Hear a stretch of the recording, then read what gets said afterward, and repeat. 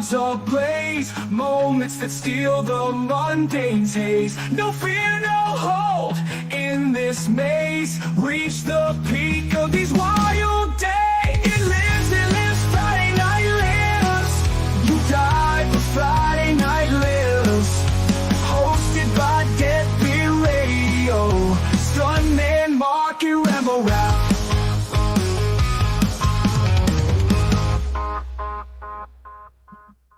Woo!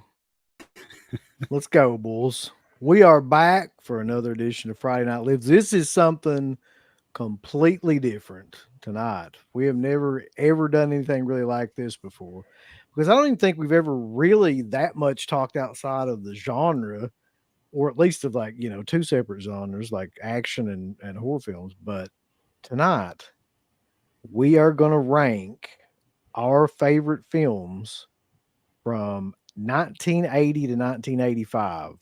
So, and we're gonna have 5 films each in each year. So we're not gonna rank just one film for each year. So yeah, but this is gonna be. Wait, we are doing ranking.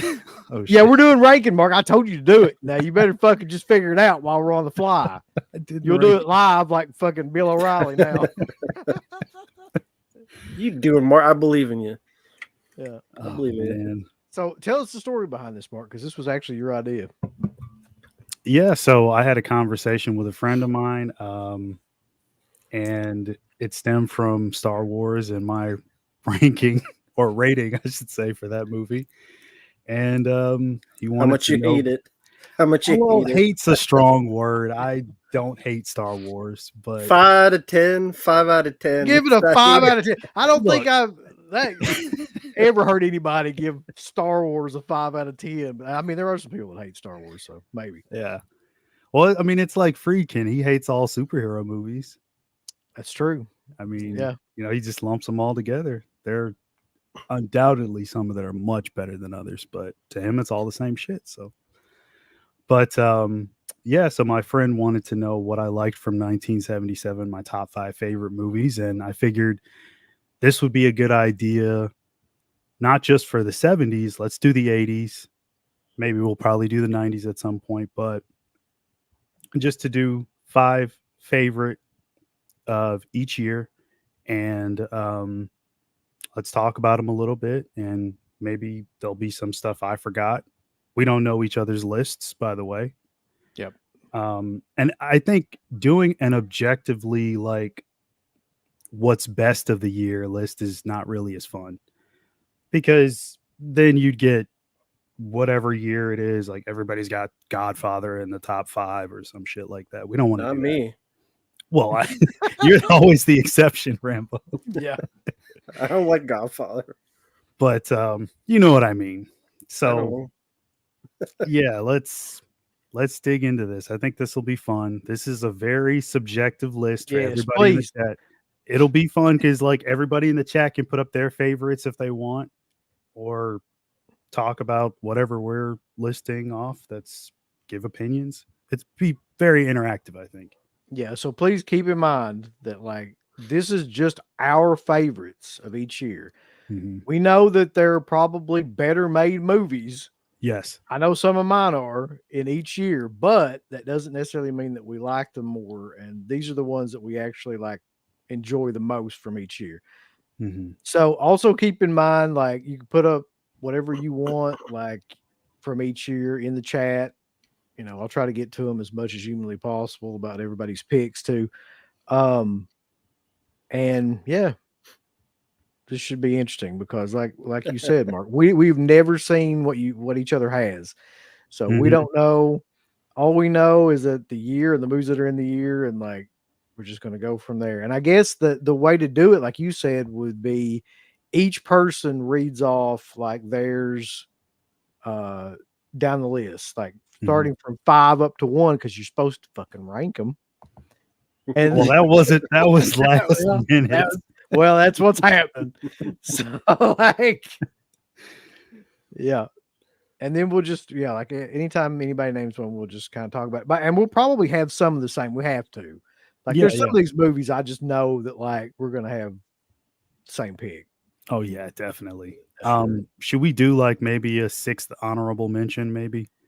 We can, because I kept all the ones on mine that were like from that year. So I've got like 10 or 15 movies. Me too. And I just did kind the of same whittled thing. it. I just kind of whittled it down from like, that Yeah. to 5.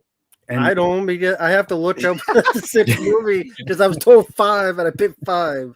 I followed the rules. I have to look up the 6th one. well, that's the thing. Like, I mean, this probably was a lot harder for Uncle Bill, but I mean, I had like 15, 20 movies per year.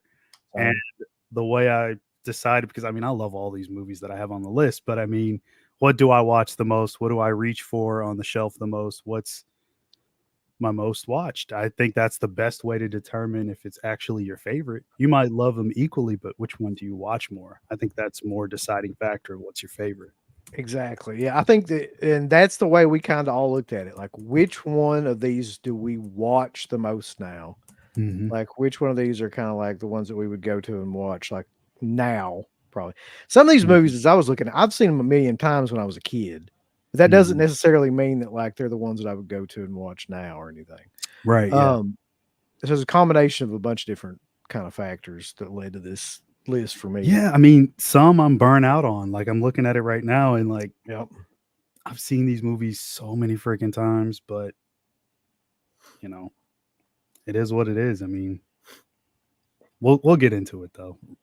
Yeah. So who's gonna go first? Do we fucking like draw straws, or like how do we know? I guess Rambo. Since it was so easy for him.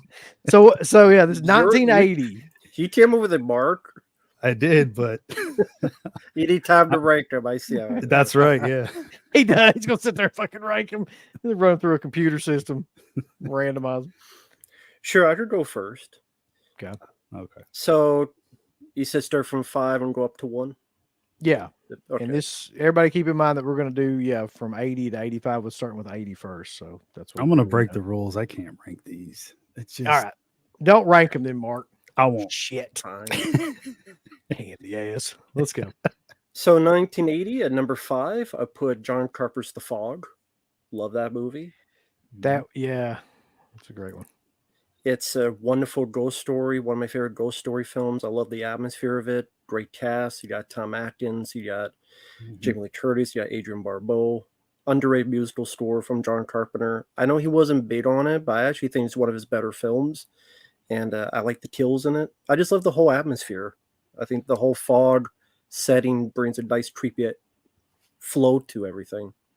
Yeah, I love the idea too of like the scene where the guy tells the ghost story, and I forget that guy's name. He's a famous John actor. Houseman. Yeah, and he's got like he's telling it by the campfire and everything. It's just the ghost story kind of movie vibe in that. That would have been my honorable mention, by the way, of 1980. It's in my top 5. Okay. Yeah. So number 4. I put a fun creature feature film for me, Alligator. And because it's a ridiculous idea, but the fact that John Sayles wrote a very witty script with it, I think impresses me. I love Robert Forster. I love the dialogue where the whole thing making fun of his receding hairline, which is very relatable. That's why I shave it all. And having a big giant gator in the sewers in New York is such a B-movie fun idea, but at the same time you had forget his name, the bad Henry Silva, who was in Above the Law. He plays this crazy hunter who's making all these weird baiting sounds to hook up with this chick. And it kind of just delivers what you want. Even there's a scene where these little kids have pushed another kid into a swimming pool, and then there happens to be the gator in it, and then you see all this blood. So, kind of like Jaws, kids aren't safe in the movie. And again, it's a silly idea. Gators in the sewer flush down because of certain things. It becomes gigantic. But at the same time, you have a good lead, good cast, good script, and the effects for its time work well. So, yeah, it really doesn't ever really show a lot of the alligator to the point where it gets like goofy or anything like that, but like it has some pretty good practical effects. I mean, it's a pretty good monster film from that time period too, but people don't ever really mention it that much, but like it's right up there. Right. So then number 3, I put, of course, The Changeling. I had to put that on there with George Fuck C. yeah. Scott. Yeah. Again, I love the ghost story aspect. I love just the story in general. George C. Scott is a fantastic actor, both in that, The Exorcist 3, he commands the screen. A lot of memorable scenes, the ball going down the stairwell, the whole finale, the fiery finale. And again, it's subtle, but it has very creepy elements, very memorable opening. I mean, Yeah. for the few that haven't seen it, I won't spoil it, but it's a very memorable opening, and yeah, you know what that is. Like I say, just a really good story underneath with a commanding performance by a great lead actor that really helps at that ghost story aspect. You don't see there's a lot of ghost story movies, but it's a lot of like trying to be cheap jump scare stuff, and it's not quite that. I swear though, like his character in this is almost identical to his character in Extras 3. Like they're basically the same. Really, if you think about it. But like I love the musical aspect of this too. Like I think he's a piano teacher or a composer or something in it as well. Like, and like that running melody that goes through like the whole movie that's played on the piano, and yeah, just everything that has to do with the psychics when they come in and like they're doing the writing and all that has been ripped off 1,000 times now. But like that scene is especially effective for that time period too, and it's just a really atmospheric, great film. And number 2, I put The Shining. I had to put it on there. Stanley Kubrick. I know some people find the film boring. I never did. If it's done poorly, I would, but just again, from the beginning, with that camera work across the water to roving around the hotel. Yes, Jack Nicholson is crazy from minute 1. Like you never see him as the nice dad. Yep. But man, what a performance that's still memorable to me. Like again, I forgive it for not building up the character. Yes, it would have been better, but at the same time, the good outweigh the bad on that, and it's so just iconic of a performance. I know it's a weird word to use, but from give me the bat, the time, give me the bats, darling, my life, I'm not gonna hurt you. I'm just gonna bash your brains in, bash them all the fuck in. Yeah, that's one of the best speeches like ever going up those steps. Yeah. And I also want to commend to Sally. She passed away. Shelley Duvall. Yeah. She got a lot of crap for it. She did deserve it. She was wonderful. I felt sorry for her. You bought her fear, probably because Sally some of the stuff going on set, which I don't approve of. But man, like she pulled it off very well. And I did the music, just such a well-directed movie, The Shining.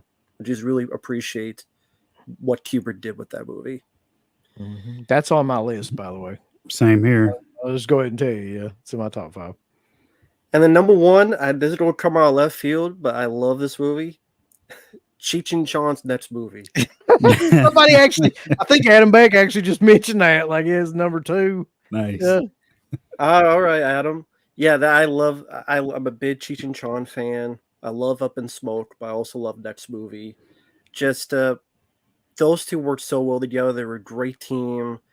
There's a couple of the movies afterward that I like, but I think that's our last great movie together.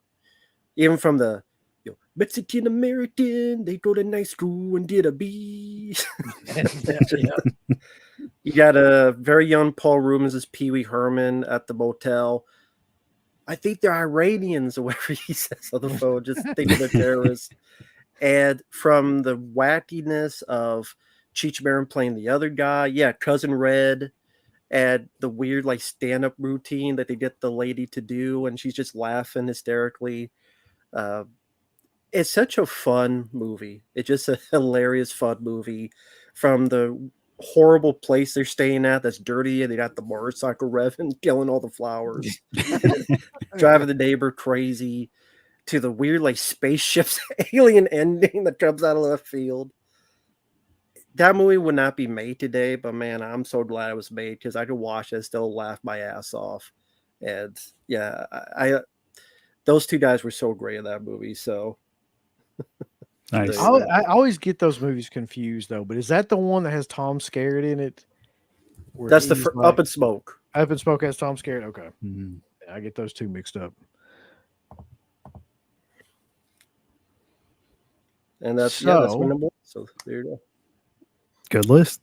Cheech and Chong. So yeah, well, I haven't gone to the chat yet. Real quick. I'm just gonna name the people that are in here because we'll get to the picks after we get done with 1980. We have there's like a ton of people in here. I'm not even exaggerating when I say that. Nice. Bobby, Blu-ray Addict, Atenchi Fan, Vanderhoff, Adrian James, Max T, Brad, Blu-ray Addict, Jostradamus, Hoblone, Derek Roberts, Gabbo, Adam Beck, which I never see Adam Beck in here.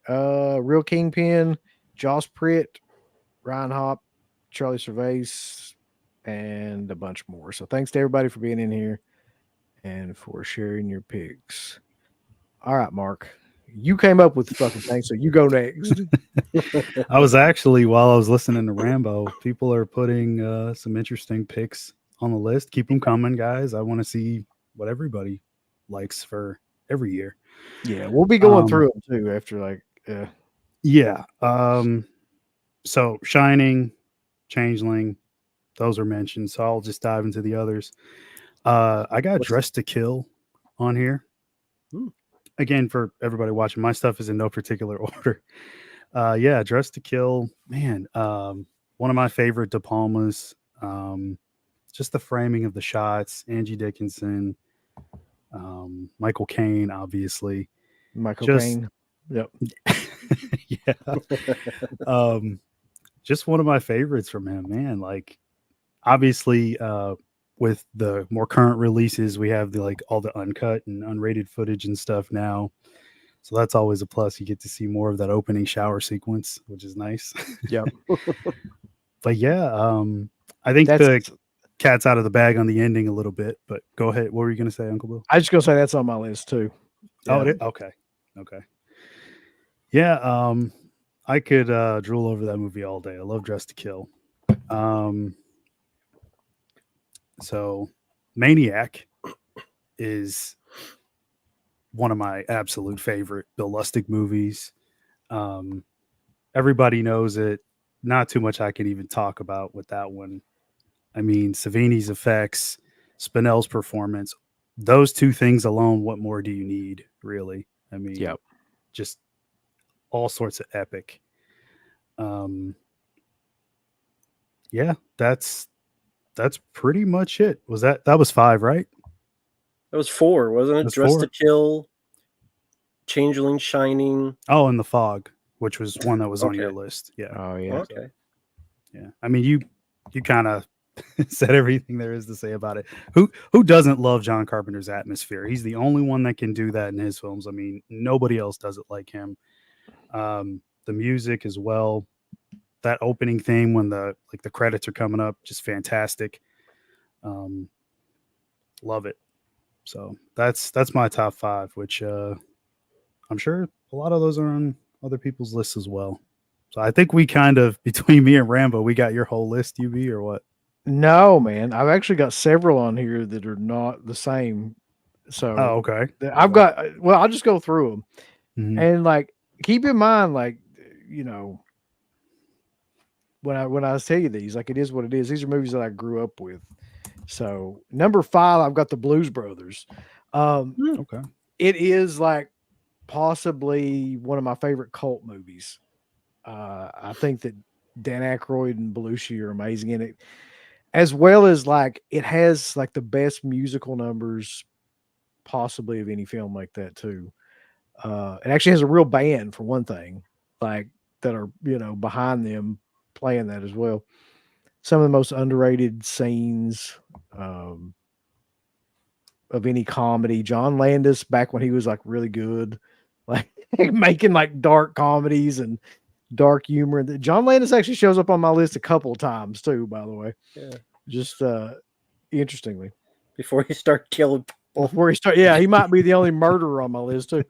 But yeah, the Blues Brothers is definitely up there. It's my number 5. My number 4 is Dress to Kill. Okay. Dress to Kill is, I mean, it's one of De Palma's best movies in my opinion, and it has some of the best camera work I've ever seen. Yeah. Especially in the elevator scene. Yes. That might be one of the best directed sequences I've ever seen. Like just to go to.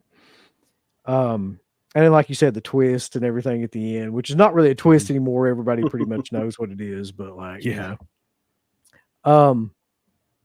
Number 3 is probably my favorite comedy of all time.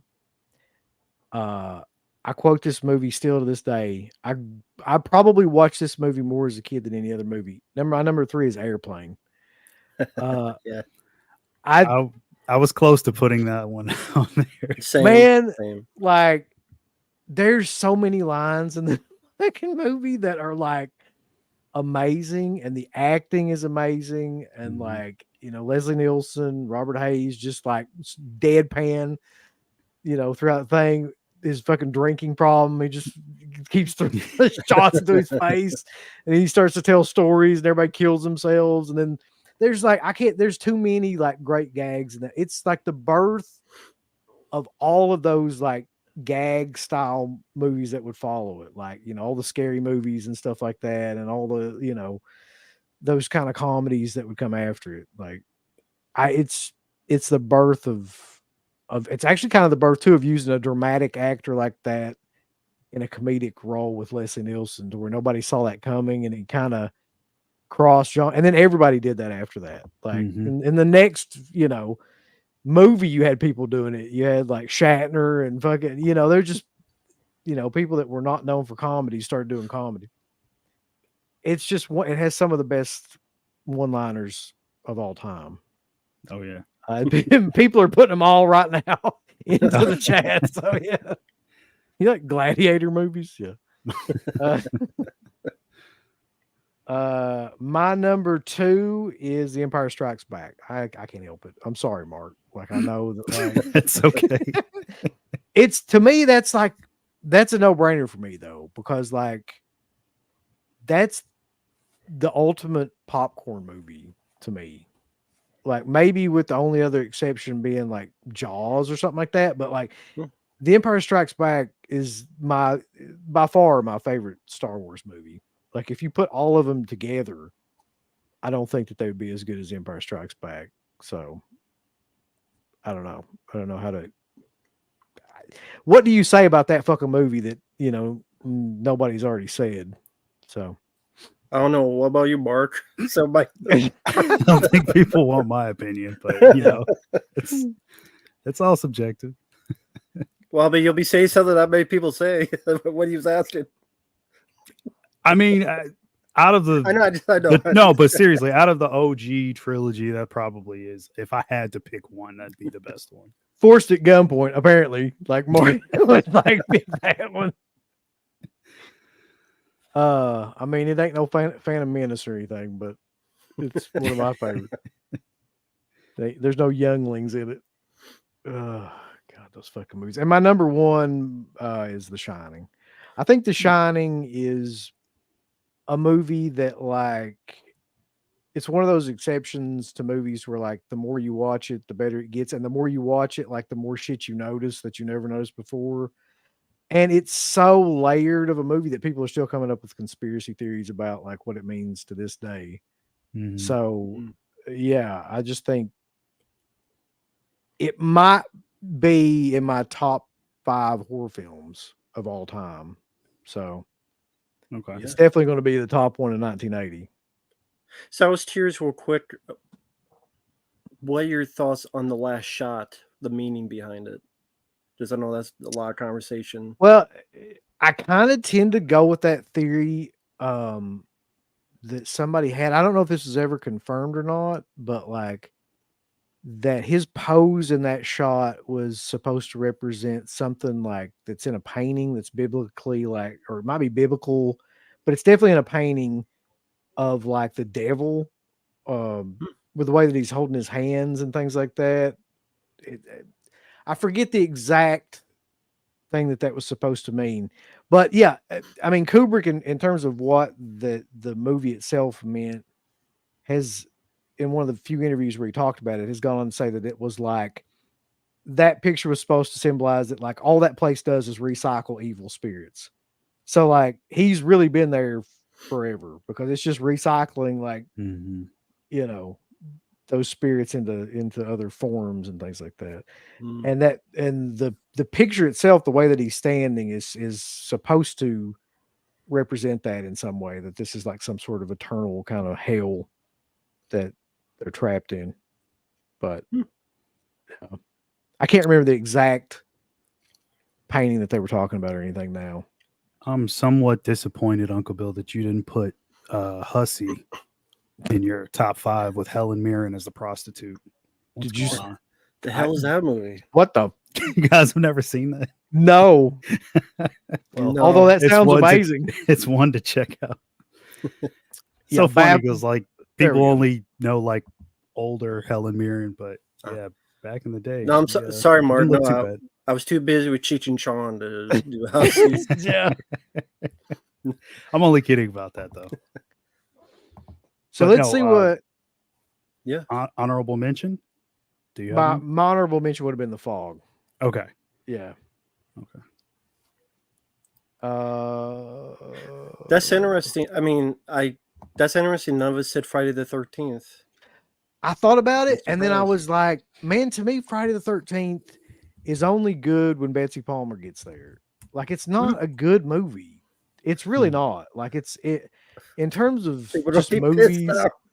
Well, it's not, man. It's a boring slasher film, to be honest. Like, up until the end, I think. I'm not complaining. I'm not disagreeing. I mean, there's a lot of people that will bow down to it and everything because it started that whole genre, really, of modern slasher films. Mhm. Some people say it was Halloween. It was really Friday the 13th, though. I mean, Halloween kind of like it came up with the idea, but Friday the 13th created the actual like blueprint for every other slasher film. Yeah, I mean, That it was the movie that showed that hey, you could rip off Halloween and make money. So everybody else said, Yeah. hey, let's do the same thing. Yeah. So, but objectively, it's just not. And I don't go back and watch that movie a lot. There's another Yep. movie on my list that I go back and watch a lot. That's in the Friday the 13th series. Yeah. But this is not Friday the 13th. Is not. I go back and watch her scenes because I think that she's really underrated in that movie. But I don't give a shit much about the rest of the movie.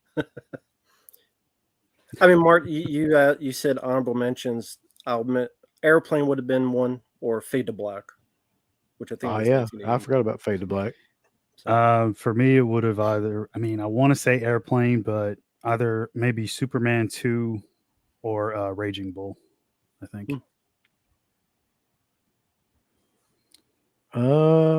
Okay, so Bronson says his favorites are The Shining, Fast Times at Ridgemont High, Trick or Treat, Planes, Trains, and Automobiles, Beetlejuice, and Uncle Buck, going all the way through the 80s there. Cool. Some good picks in there. Yeah, 1985 picks.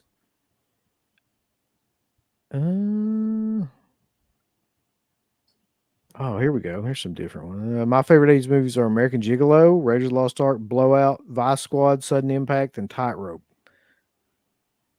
Yeah, Blowout's on my list for 81. We're getting Spoiler. there. We're getting there. Spoiler. What about A Clockwork Orange? When the fuck did A Clockwork Orange come out? Did it come out in 80? No, it was 70s. Yeah. That's what I thought. Well, that would have been a contender for sure. Mm-hmm. So, Mark, you tell me of that list. You can't think of what your favorite of that year was in 1980? Come on, you do that. I believe in you. Do it now. Oh, geez. I'll say The Fog. Okay. Yeah, if I have to pick one. You had to. You're gun at You you. got, you got to. You ain't got no fucking choice now. All right, guys, let's go to 81. I guess everybody follow along. If you want to like put in your favorite films of 81 to the chat, feel free to do that. So, Matt, what do you got? So 1981. Well, since Mark wants to go with his honorable mention stuff, I'll just put 2 at number 5. How cheap. My Bloody Valentine and Escape from New York, number 5. Yes, sir. Because I didn't want to leave either one out. Escape from New York, I saw later in life. I saw Escape from LA first. I didn't even know that was a sequel until years later. And then Escape from New York, at first I'm like, wow, this is like the same movie, but that's not that movie's fault. So That's true. And yeah, the Escape from New York, I love the State Police character. I love what they did on a low budget, making New York look like such a rundown prison. I think as a kid, I was pissed that the cover was not in the movie. I'm like, I thought they were going to fight about the Statue of Liberty. I'm like, where's the scene? But that was just the poster. But yeah, I mean, Isaac Hayes, Donald Pleasance, yeah, you're the Duke. You're the Duke. You ain't number one. Yeah, Isaac Hayes driving a car with the chandeliers. Whatever. That's I love that too. That's fucking A Harry Dean Stanton popping up in there. Yeah. Ox Baker's in that bitch. Yeah, bats with nails in it. I love the Yeah. creativity and the grittiness of it. And then My Bloody Valentine, especially with the uncut version, is one of my favorite slashers. I love the atmosphere of the mines. I don't mind the love story trio because I don't mind those actors. But the gore is great. The look of the killer is fantastic. The music, especially the song at the end, the Ballad of Fairy Warden, is memorable. Yep. And that mine is such a perfect setting for a slasher film. Mm-hmm. And I said, I love the gear the killer has, and I love the kills, especially in the uncut version. Yeah. Which is great. I'll give Street Factory credit for something that they were able to release that and cleaned it up, however that happened. So I may not like them, but I give credit to that at least. See, I think that's one of the only like releases that's uncut that actually really benefits from being uncut that I've seen. I mean, it really does add something to the movie. Yeah. Yeah. So number 4, I picked Road Games. It's a thriller starring Stacey Keach, pretty much Rear Window on a moving truck. Takes place in Australia. Directed by the same guy who did Psycho 2. And he was definitely a fan of Hitchcock. You could tell by the making of the film. I love the Stacey Keach character. I love the way he's talking to himself. Like he sees a guy with a bunch of basketballs. He's like, that's a man with a lot of balls.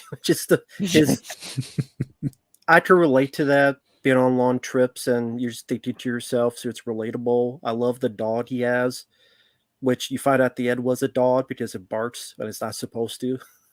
And yeah, I love the outback atmosphere, the look of it. Jamie Lee Curtis is very likable.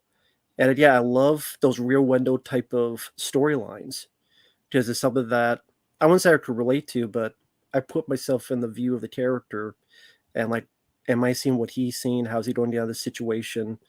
And again, it's my favorite Stacey Keach performance. And I thought that the way that was directed was very well done by Richard Franklin. Number 3, I put Outland, my favorite Sean Connery film. Oh, yeah. Pretty much High Noon in outer space. I love Outland. The way it's shot, it could be in the alien universe with the way the costumes, the sets, the feel of it. Like if you told me that was the same universe as Alien, I could believe it. I love the way Peter Hyams directed it. And again, I think Sean Connery, Peter Boyle as the villain is great. I love the suits, the set design, the effects, the music. Outland, I think, is a very underrated film. It's a space western. I think that's a very underrated movie, in my opinion. Number 2, I put Stripes. I think it's hilarious. I love Stripes. And I have a friend who's in the military, and he said that's the most realistic military movie ever. And everything from the beginning, where the lady's giving him crap, and he's like, "Oh man," I mean, he's driving with his arms out over his head. To Harold Ramis asking if he's okay, and he just throws the basketball right through the window, and I think of it. To Sergeant Hulka. Yeah. That actor. Warren Oates, he's amazing. Yeah. He is amazing in it. And Harold Ramis, may he rest in peace, is a great back and forth with Bill Murray and John Candy. John Another Candy guy. is. Mm-hmm. There's what is that fucking line in that movie? I've always loved it too, where he's like, he says something to him like he's trying to be a smart ass to the sergeant. And he's like, and we just want to give you like extend a something foot or a hand or something like that. And then he goes, you don't watch out, I'm gonna shove it up your ass or something like that. Somebody will know that line, but I always love that line. He's like a big toe on the foot. Yeah, that was what it was. And that's what it was, because you're the big toe on the foot of this platoon or something. He's like, I'm gonna shove my big toe up your ass. We got a super chat real quick for Bobby. Would you rather take a 650 light years journey to Beetlejuice the Giant Star and watch the Beetlejuice movie there, or watch Beetlejuice? Well, you've seen the sequel, so I'd rather just fucking get shit on for 24 hours straight by a guy named Beetlejuice than I would go watch Beetlejuice again. I'd rather take the trip because it seems like that trip would be a lot more fun than what movie you saw. Yeah. Way you described it. And my number one for 1981 gotta be Raiders of the Lost Ark. I love that film. Raiders of the Lost Ark is my favorite Harrison Ford movie. I'm a sucker for those old school Indiana Jones films with the adventure aspect, finding treasure. I grew up with those films. Firewalker with Chuck Norris, King Solomon's Mines with Richard Chamberlain. I'm a sucker for that. Even the Goonies to extent as that. And again, I love the Indiana Jones character. I love Karen Allen. One of my favorites. She always seems like a sweetheart. Same, yeah. Yep. Whether being yeah, go ahead. I was just gonna say Starman. She was outstanding in Starman. Raiders. I mean, she should have done so much more stuff, man. Like, I don't know what the story was there exactly, but like, yeah, she was just naturally a great natural actress. Yeah, and again, I love the adventure aspect. It's a lot gorier than you would think. People's heads explode, faces melt. Yep. Mm-hmm. So yeah, I mean, long story short, my number 5 was My Bloody Valentine and Steve in New York. 4 was Road Games. 3 was Outland. 2 was Stripes.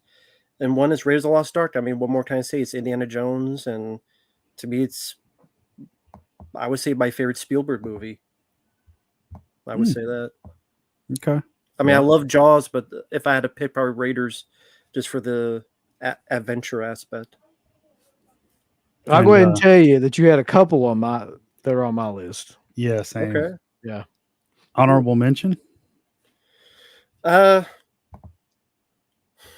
I gotta look up films of 81. Well, you gave me 2 for 5, though, didn't you? Yeah, so that was on. Oh, yeah. Okay. Yeah, I'll go with that. Heavy metal as well. I'll say heavy metal. I love that. Okay. John Candy in that, sure. Mm-hmm. How about you, Mark? Well, Rank 'em. No. I don't care. Escape from New York, which you already mentioned. Love Kurt Russell. One of my favorite actors.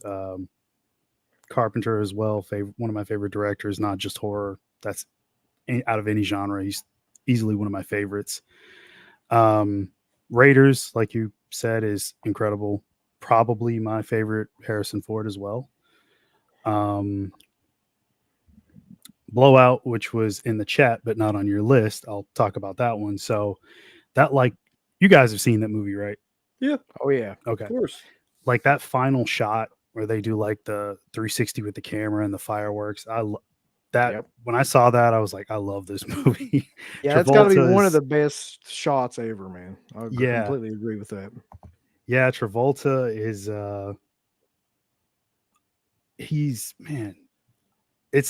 I don't want to say it's a shame, but I kind of have to be honest. I mean, I wish he was still doing stuff like that now. Like, his stuff back then, I mean, man, he was on top of his game. He really was. But yeah, of course, Lithgow. Great performances all around. Love it. You said My Bloody Valentine, obviously. Let's see, what else do I have on here? Evil Dead. Oh yeah, I mean, I keep forgetting that was 81. I keep confusing it with 83 for some reason. I don't know why. Yeah, I mean, that movie, it changed things, like in the way that you do low budget horror. Most definitely shaped Raimi's career going forward. That was his big ticket, really. Even though everybody, I guess, prefers these days Evil Dead 2, but I always like the first one more. I don't mind the comedy in the second one. I like it. It works. I think where I draw the line a little bit is with Army of Darkness. That's a little bit too over the line into comedy and not enough horror, at least for me. But yeah, the first one, I love those effects. Even the stop motion. It's amazing. Love how well, I guess you could say the lack of lighting because it was so cheaply made, but that only adds to the atmosphere. Obviously, the camera work was very, very new for its time, despite how primitive it was, like them pulling it all off with just putting the camera on like a stick and like running through the woods.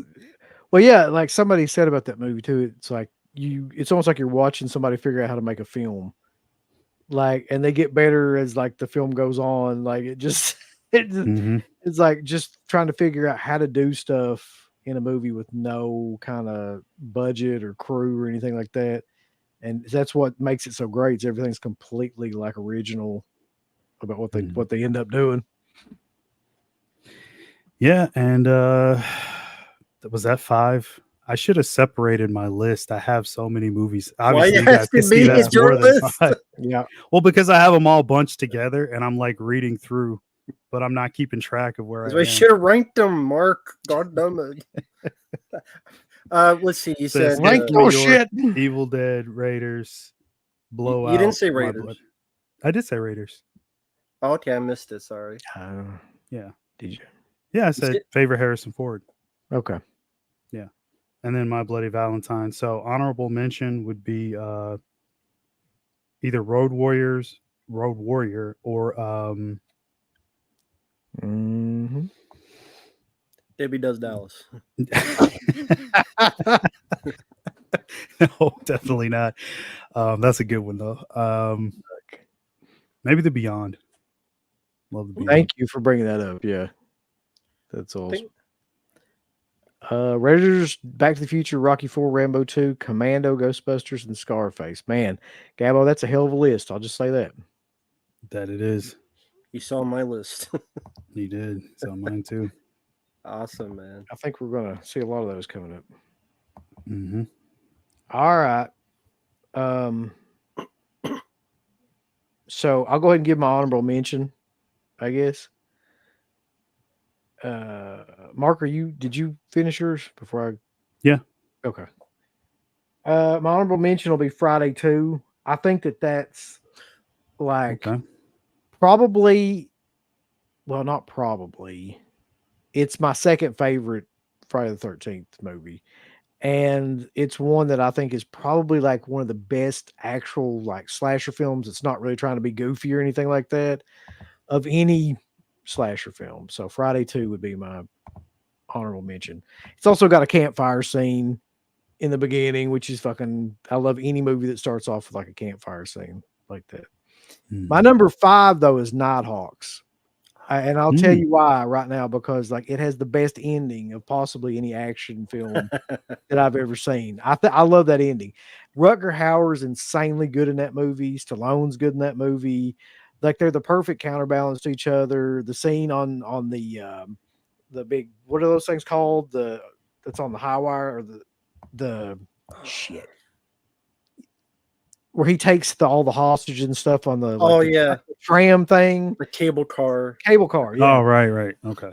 that's just an amazing scene. Like all in all, like Rutger Hauer in that scene, and just through the whole film, man. Like he's just. It's really the first film where like I don't know how early on that was in his career. I guess had he done Blade Runner by that point, or does Blade Runner come after? Blade Runner's 82. Yeah, it's 82. Okay. So like this is really early on, but like that was the film where I was like, okay, like that guy is something to watch. Like Mhm. Rutger Hauer, like it just like throughout it, like he's the one that captures your attention more so than even like Stallone. And like I said, like it's got probably my favorite ending of any action film. Just for like when I first saw it, I 100% didn't see it coming. Like, and then now it's like hilarious to watch, but like it's just fucking killer. That's all I'll say about the ending. My number 4 is Stripes. It's again like one of my favorite comedies. Like you said, the cast in it alone. I mean, you got Bill Murray, Ramis, John Candy, PJ Souls, fucking Sean Young, yeah, and Warren Oates, and who's John Larroquette. Like, Yep. I mean, he just goes on and on and on. Like how many Judge people? Reinhold, yeah. Like, and it's really Murray that makes that movie, though. I mean, he's like just insanely good and probably improvised a lot of that stuff, on the spot, I would say. But the whole scene where they're, learning the march and everything that they'll do the next day and all that, and then that whole thing is amazing. Where they go to Germany or wherever, that whole like sequence is amazing. Yeah, there's nothing not to like about that movie. Escape from New York is my number 3. It's like Carpenter's logical extension of Assault on Precinct 13. Like it's like a bigger budget version of that film to me. That's kind of what it always reminded me of. And he just perfected everything that he was like going for in that movie with Escape. And Kurt Russell's outstanding. Yes. In it. I mean, he is just like at the top of his game. There might be one other Carpenter film where he's better, but actually there might be. Yeah, there is. I don't know. Is Jack Big Trouble Burton, in Little China? is just Gary say is Burton better? He might be. Like Jack Burton might be better. I don't know, but we'll see. Love that movie too, but Yeah. again, my number 2 is Evil Dead. Of course. Like I said, like man, it really doesn't get better than that. Like they created a whole new kind of like subgenre of film, and they clearly didn't know what the fuck they were doing or didn't really have a budget, but they created things that would go on to be like duplicated a million times in horror films, just by sheer like will and ingenuity. Made like one of the best horror films of all time. Mm-hmm. And you're right, there is something about that movie because like I've long said like Evil Dead 2 is a better movie, but it's not a more innovative movie. Like that movie, The Evil Dead just started a whole other thing. It's like fucking Night of the Living Dead or something. Like they just created their own kind of subgenres of movies. And the scene that always like sticks out to me about that for some reason is the card scene where she's like looking at the cards and her friend, I can't remember which one it is. That's like guessing, or she knows what Ace of Spades. Yeah. 3 of Hearts. And that's like the first time that you really understand that like something fucked up is going on and that she's possessed, and you don't see her either. That's the awesome part about that. Yeah. Like you just hear her calling off the cards and like they're going through the cards. It's Ellen Sandweiss. That's who I was trying to think of. It's her that's calling out the cards. And then like everybody like turns around and she's floating and shit in the air. And like it's just the perfect introduction to the idea of what's going on in the movie. So yeah, that being said, like The Evil Dead comes at number 2 for 81. But my number 1 is another one that's already been mentioned for a lot of the reasons that Mark already mentioned. My number 1 is Blowout. I think it's from beginning to end a pretty perfect movie.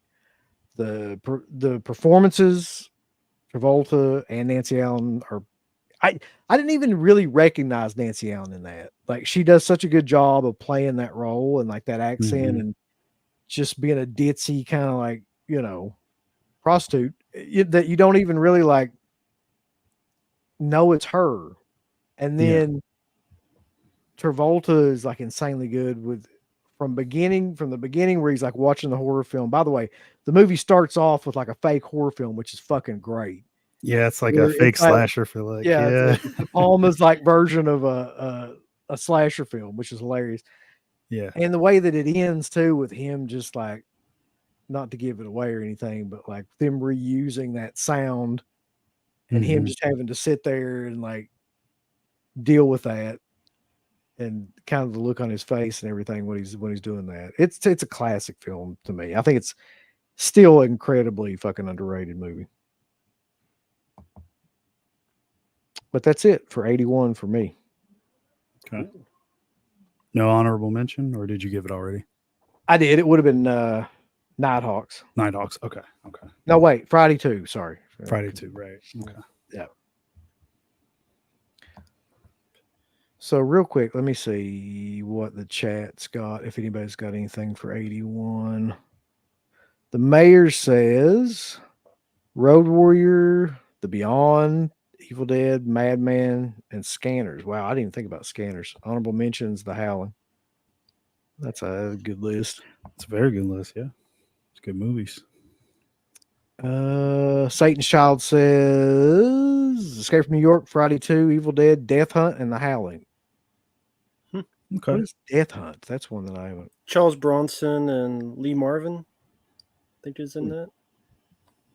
I've not seen that one. This is one I thought somebody might pick. It's it's on here. I just we could only do 5, and I'm already doing 2 honorable mentions, technically. So yeah. Oh, thank you, Hopium, for the super chat. I'm getting there. I'm just way up in the chat right now. No, this is fine. Chaz says The Road Warrior, Cheech and Chong's Nice Dreams, Escape from New York, Halloween 2, and Nighthawks. There you go. Good Nighthawks. Let's see. And I know Adam Beck had one for 81 up here. I'm way up the chat now, I think, too. Where the fuck was that? Must have missed it. So, Mark, have you seen Road Games or Outland? Have you seen either of those? Yes. I actually have Road Games, the old DVD. I've never upgraded it, but I will.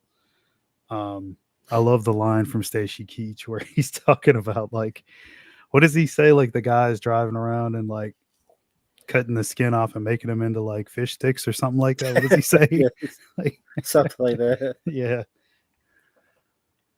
And then Outland, yes, I've seen as well. Don't own that one though, but again, that's one that I probably overlooked or forgot about. Well, here's one that I completely forgot about that I actually love. It's not the one you're probably thinking of either. I mean, I love a lot of films on that list, but Shock Treatment, the sequel to Rocky Horror That Bombed, I actually really fucking like that movie.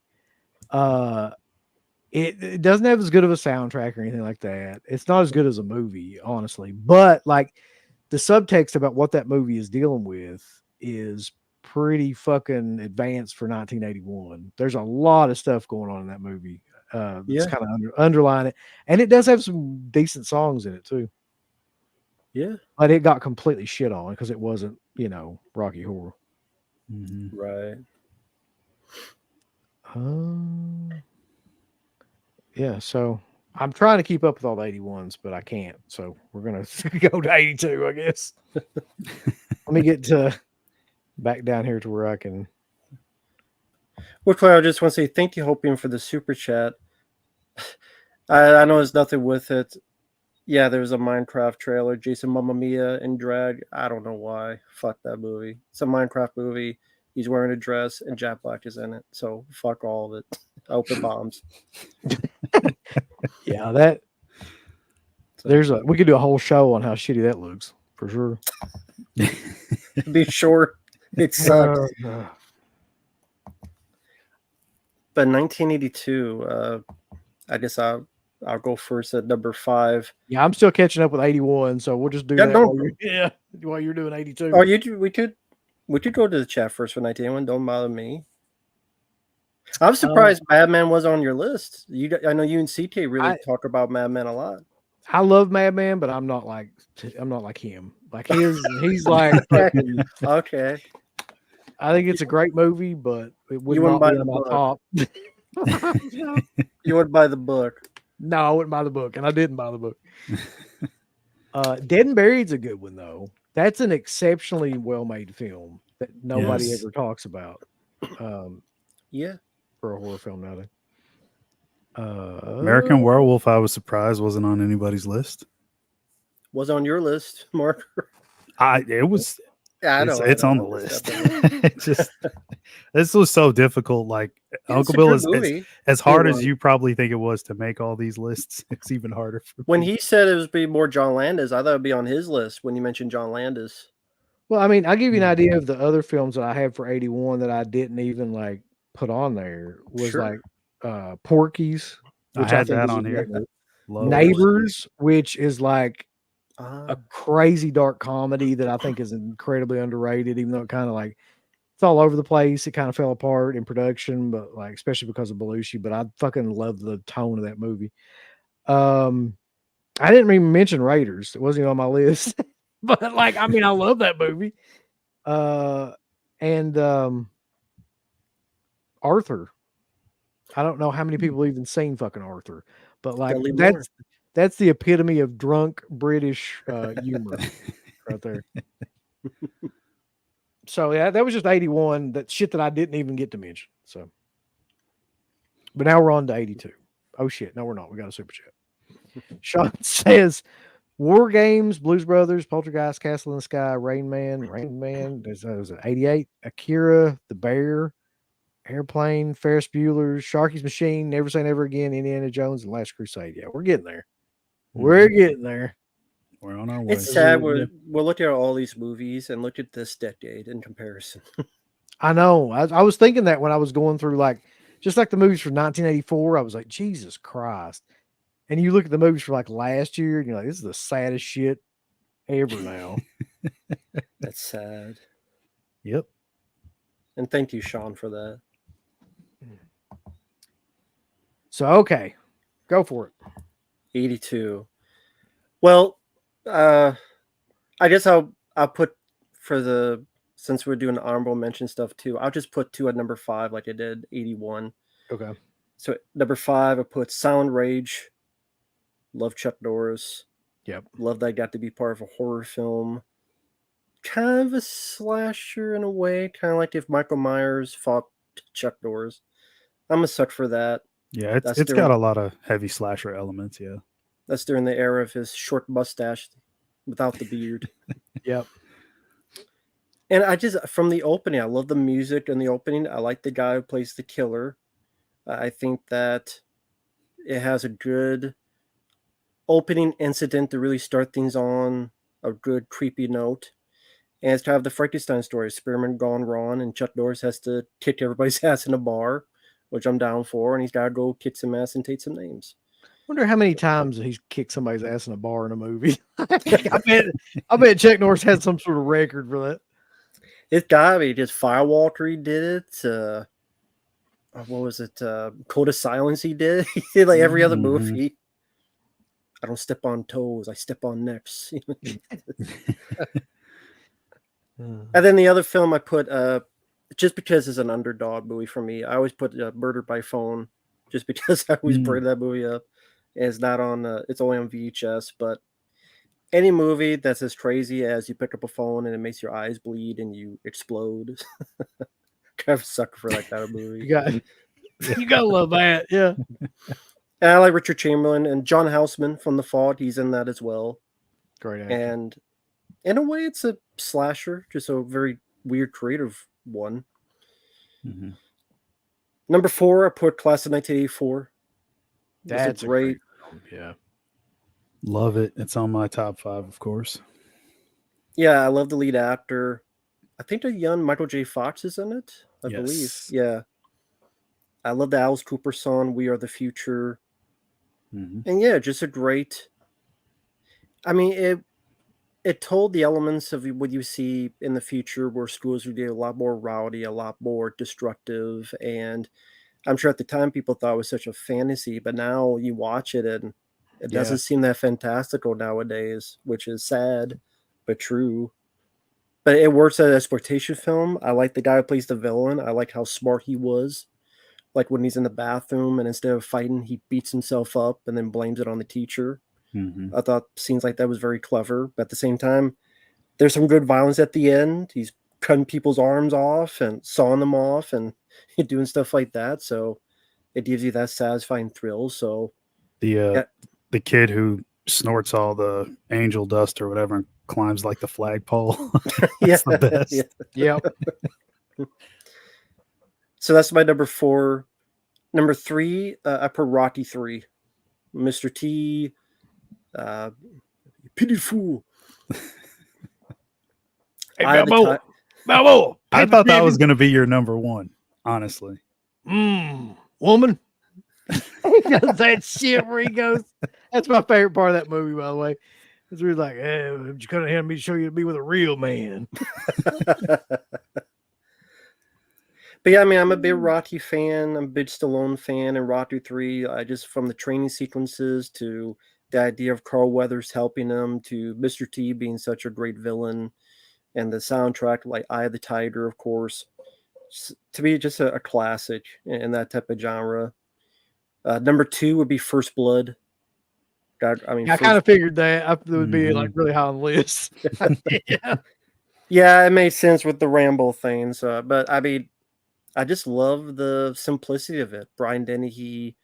I love the location, and I forget where they shot it at, but I love the woods, the way they shot it.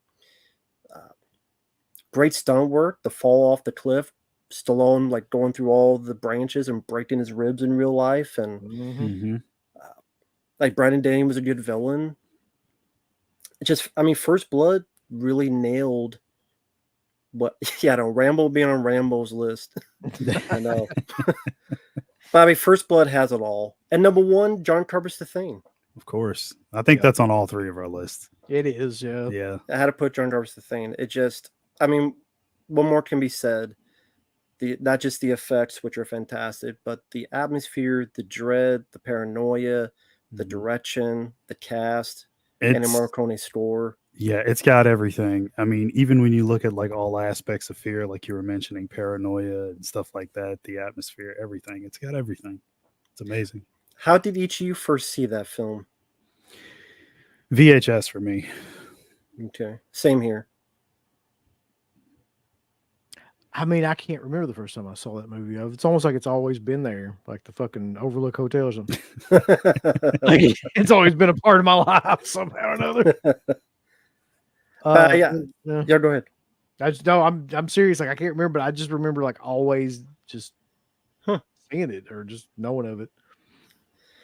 Yeah, I remember the VHS I got. It was a store that's no longer around called On Q, and I didn't know anything about it because the cover doesn't show anything, and the back just shows a picture of Kurt Russell. So I didn't know what I was in for, and every time an effects happened, I would rewind the videotape like 3 times and go, because it's like you see effects, and this was just out there, like to the Mhm. 10th power, and it just like I still nice. think it might be. It might no, I don't think it might. I think, in my opinion, it's still the greatest effects movie. It's the greatest practical effects movie Yeah, to me, still to this day. Which is crazy if you think about it. It's 40. How old is it now? 42 years old. Mhm. So it's like it's never really been topped. Like if there's anything No. even close to me, it would be Day of the Dead. And Mhm. but I still think it's better. I don't think it's ever been topped. no, I would agree. I mean, yeah, I had to put John Carpenter as number 1. Yeah, it's all genre. A lot of people are asking that. Yeah, this is not just horror films. This is all genre films from each one of these years. Yeah, Mhm. All films in general. Yeah, I thought it'd be more interesting if we just did all genres. yeah, I mean, because horror wise, I mean, it might be one or two differences, but like, I mean, come on, like, there's so many. Like when I was doing the lists, you get to 1981, there's probably like, I swear, like at least 95%, like everything's a fucking slasher movie Yes, of some sort. it is. Like, Yeah, I was just- reading that and I was like, "This." You could just tell Friday the 13th just came out because like the whole fucking thing. every Slashers. cover, it's a guy with a fucking knife or like Yep. an axe or some shit. So So Sean says underrated ones include Continental Divide. That is actually pretty good. That's a Belushi one, I think. Yep, Belushi. Outland, my favorite year. Death Trap, Sure Thing, the most 80th 80s movie. Yeah, that's a Jeff Daniels movie, I think. Amazon Women on the Moon. Oh, that's John Cusack. Oh, Sure John Thing. Cusack. Sorry, that's what did I say. Fucking Jeff Daniels. Jeff Daniels. Yeah. That was a True Believer, The Snowman, which I haven't heard of that one. Easy Money, and Mask. Not Jim Carrey's Mask, of course, No. but Cher. Mask is in Eric Stoltz. Yeah. How about you, Mark? Okay. I'll start with honorable mentions, and I did rank these while you guys were talking, so I am participating at least at this point. Honorable mentions, I have two. One would be Tenebrae, which is, I might have to say, is my favorite Argento movie. Mm-hmm. Like I was looking at, I think it was 1980, yeah, and I saw Inferno, and I'm like, I never fucking watch Inferno. I hate the ending. The visuals are Yeah. nice, but I think the beginning though is my favorite scene from any Argento movie. oh, I really do. the underwater thing. Underwater sequence, yeah. Yeah, But the rest of the movie is so uneven; it's hard to pull for that movie. yeah. But yeah, I mean that amazing crane shot when like he pulls back and like it's going over the house and everything. All the twists and turns with the plot. Easily one of my favorite Argento, probably my favorite. Other honorable mention would be Blade Runner. Again, Rutger Hauer is the man. Like more Harrison Ford. Just great stuff. Love the story. Just great stuff all around.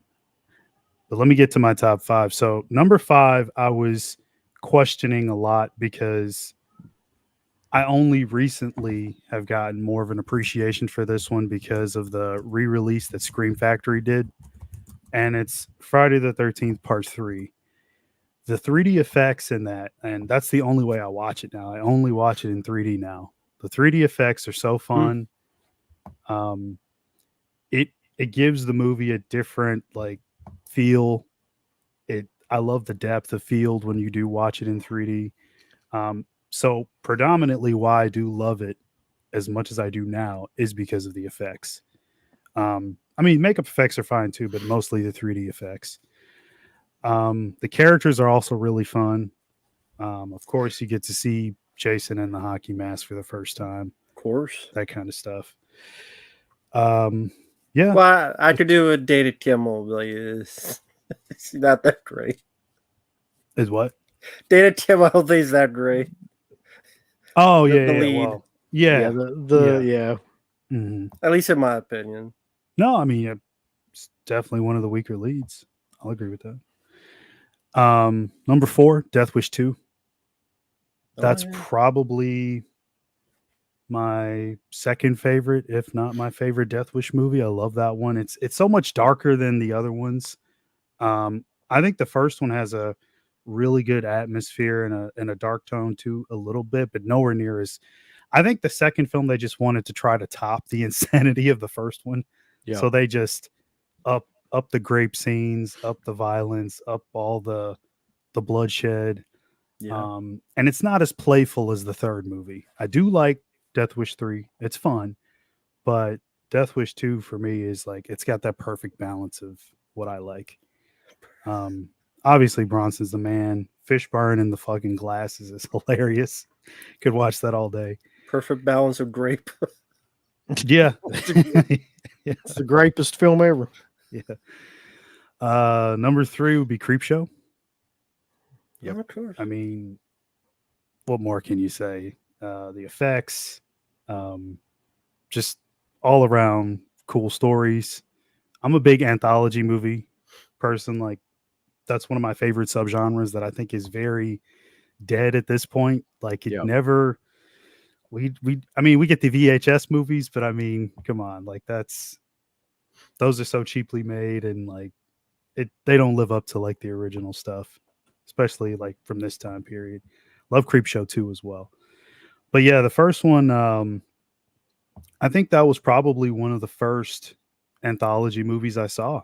That one and the Twilight Zone movie. Yeah, I'm fairly certain Creepshow was the first anthology movie I ever saw. Nice. Yeah. And it may still be the best. Yeah, Think about it. I mean, it's a hell of a contender. I mean, Yeah. it'll definitely be in a top 5 list of best anthology movies, I think. Yeah. So number 2, Class of 1984. One of my absolute favorites. Could watch it all day. Rambo, you pretty much said all the best stuff about it. And I agree 100% with everything you mentioned. I'm a big Mark Lester fan. I like pretty much everything he's made, even Firestarter. I know some people don't like that one, but I love Firestarter. Got George C. Scott in that one too. And then The Thing is number 1. I mean, that's got to be number 1 on everybody's list. So It is. yeah. I mean, it just is. Yeah, it's incredible. We could all jack off over that one all day. So I'll let you go, UB. Well, I got a couple super chats I want to get to before we go. So Gabbo says, "Will there be a stream for 86, 89?" Yes. 90 to 95, I have no idea, but we definitely know 86 to 89 is coming. So Oh yeah. We might as well. Yeah, we might as So- well just fucking finish it out. Yeah. With all the Jack Bob Mark's doing. Jerk off all over ourselves on this. Would be cool if you guys, Pred says it'd be cool if you guys did a fave 80s horror creature designs. That's actually a really good idea. Cool idea. Top Yeah. 10. Yep. Very cool. A lot of good stuff in the 80s. Yes, very good, very good, very nice, very evil. Okay. 82. Mine's a little bit different, actually. Actually, I think mine is completely different than your Cool. guys, except number 1. So we'll see how this goes. This is gonna fuck with y'all, but this Okay. is just how it is for me. I'm sorry. So Sure. my favorite, or my honorable mention is Creepshow. I know that's it should be in the top 5 or whatever. But when I look at like this list, and like if look at stuff that I watch now, like we were saying earlier, like this is Creepshow is going to be in the honorable mention category. So my number 5 is Basket Case. Okay. Okay. So Henenlotter is a guy that I have loved his career just basically all the way through until you get to Bad Biology, I think. And Basket Case was a movie that may have been the first horror movie that I ever saw aside from something like Night of the Living Dead or something like that, on cable or public access or something.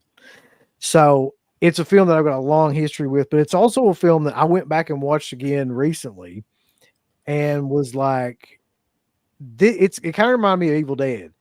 Like, it's like you got no budget, you got to do everything practically, but it's a great idea and like a great kind of like execution of that idea.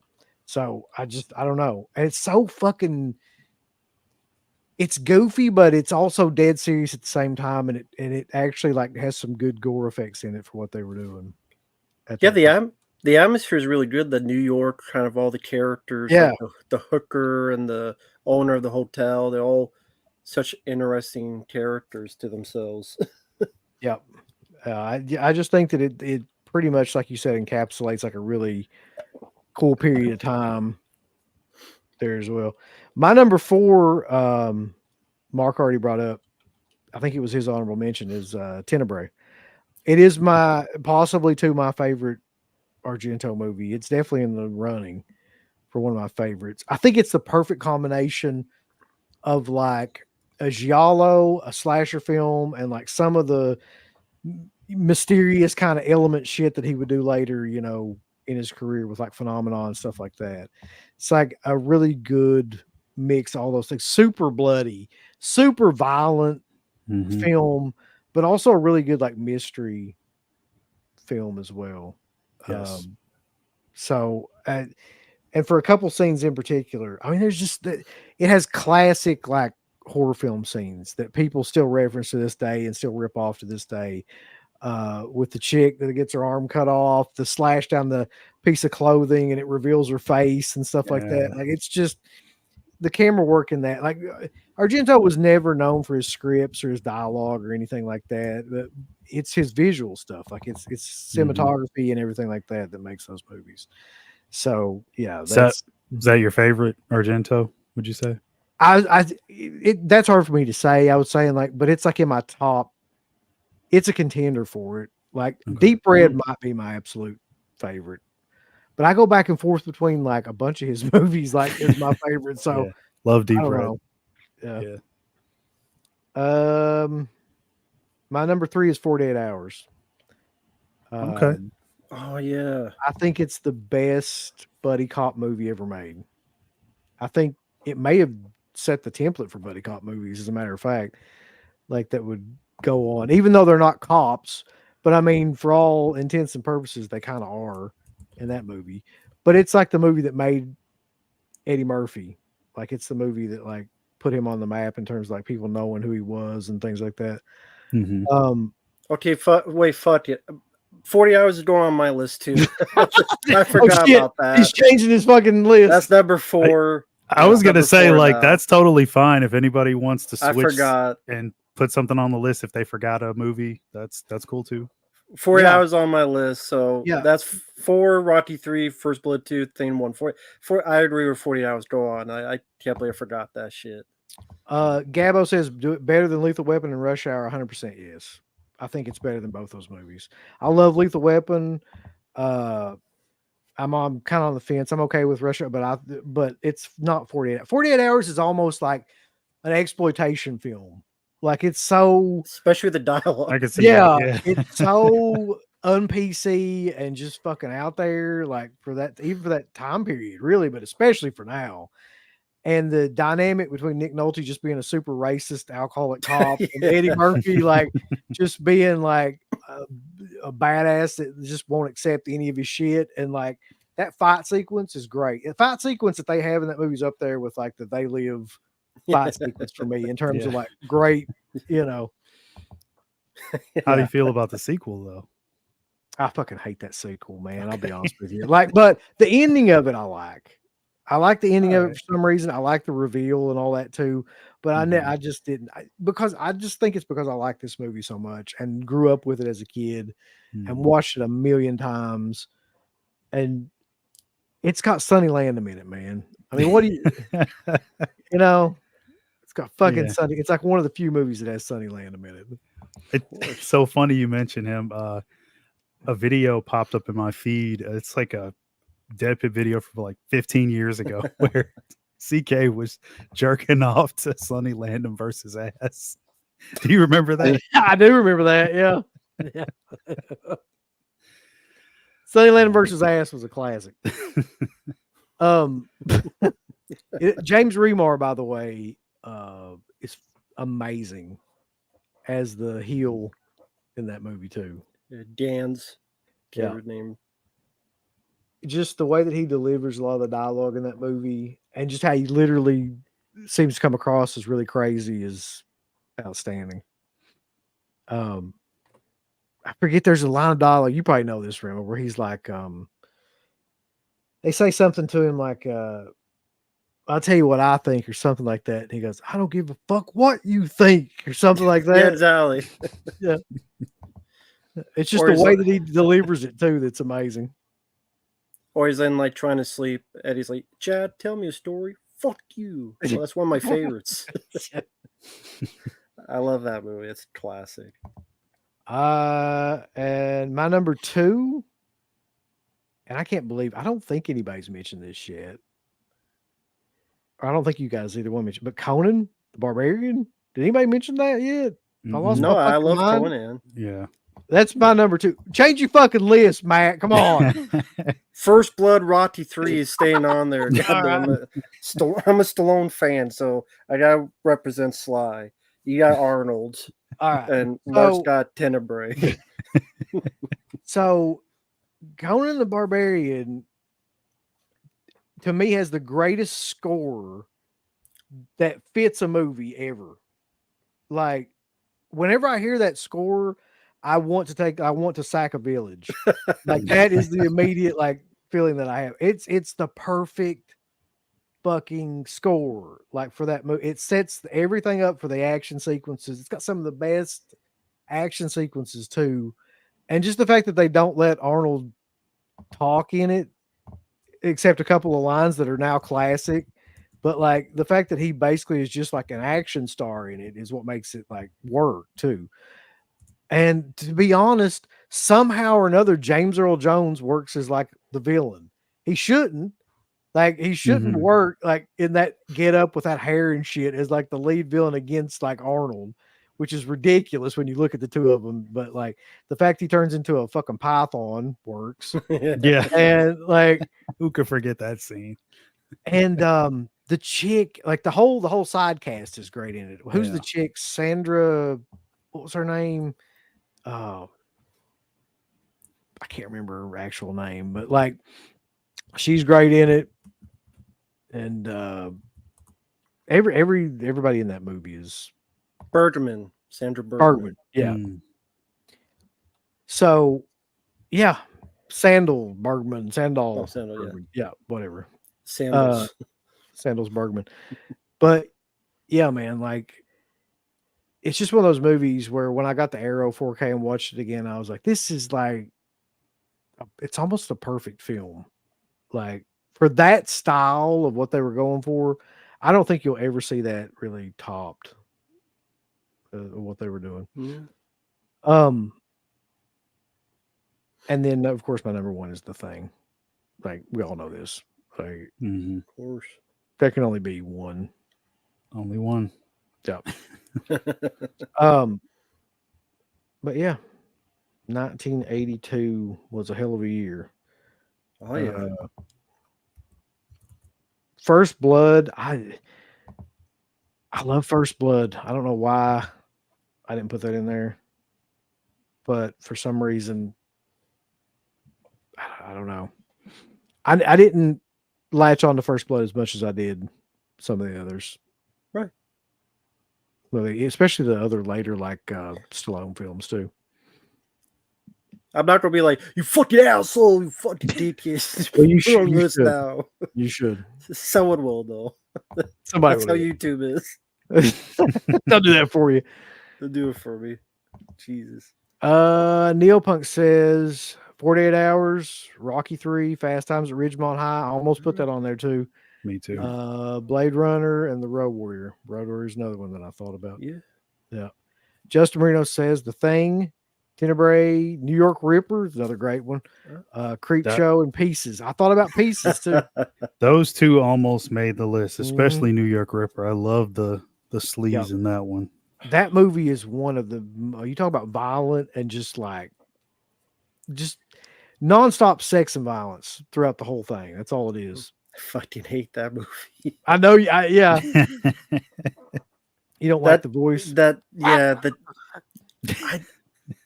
don't like Donald Duck. Did they ever explain why they chose that voice?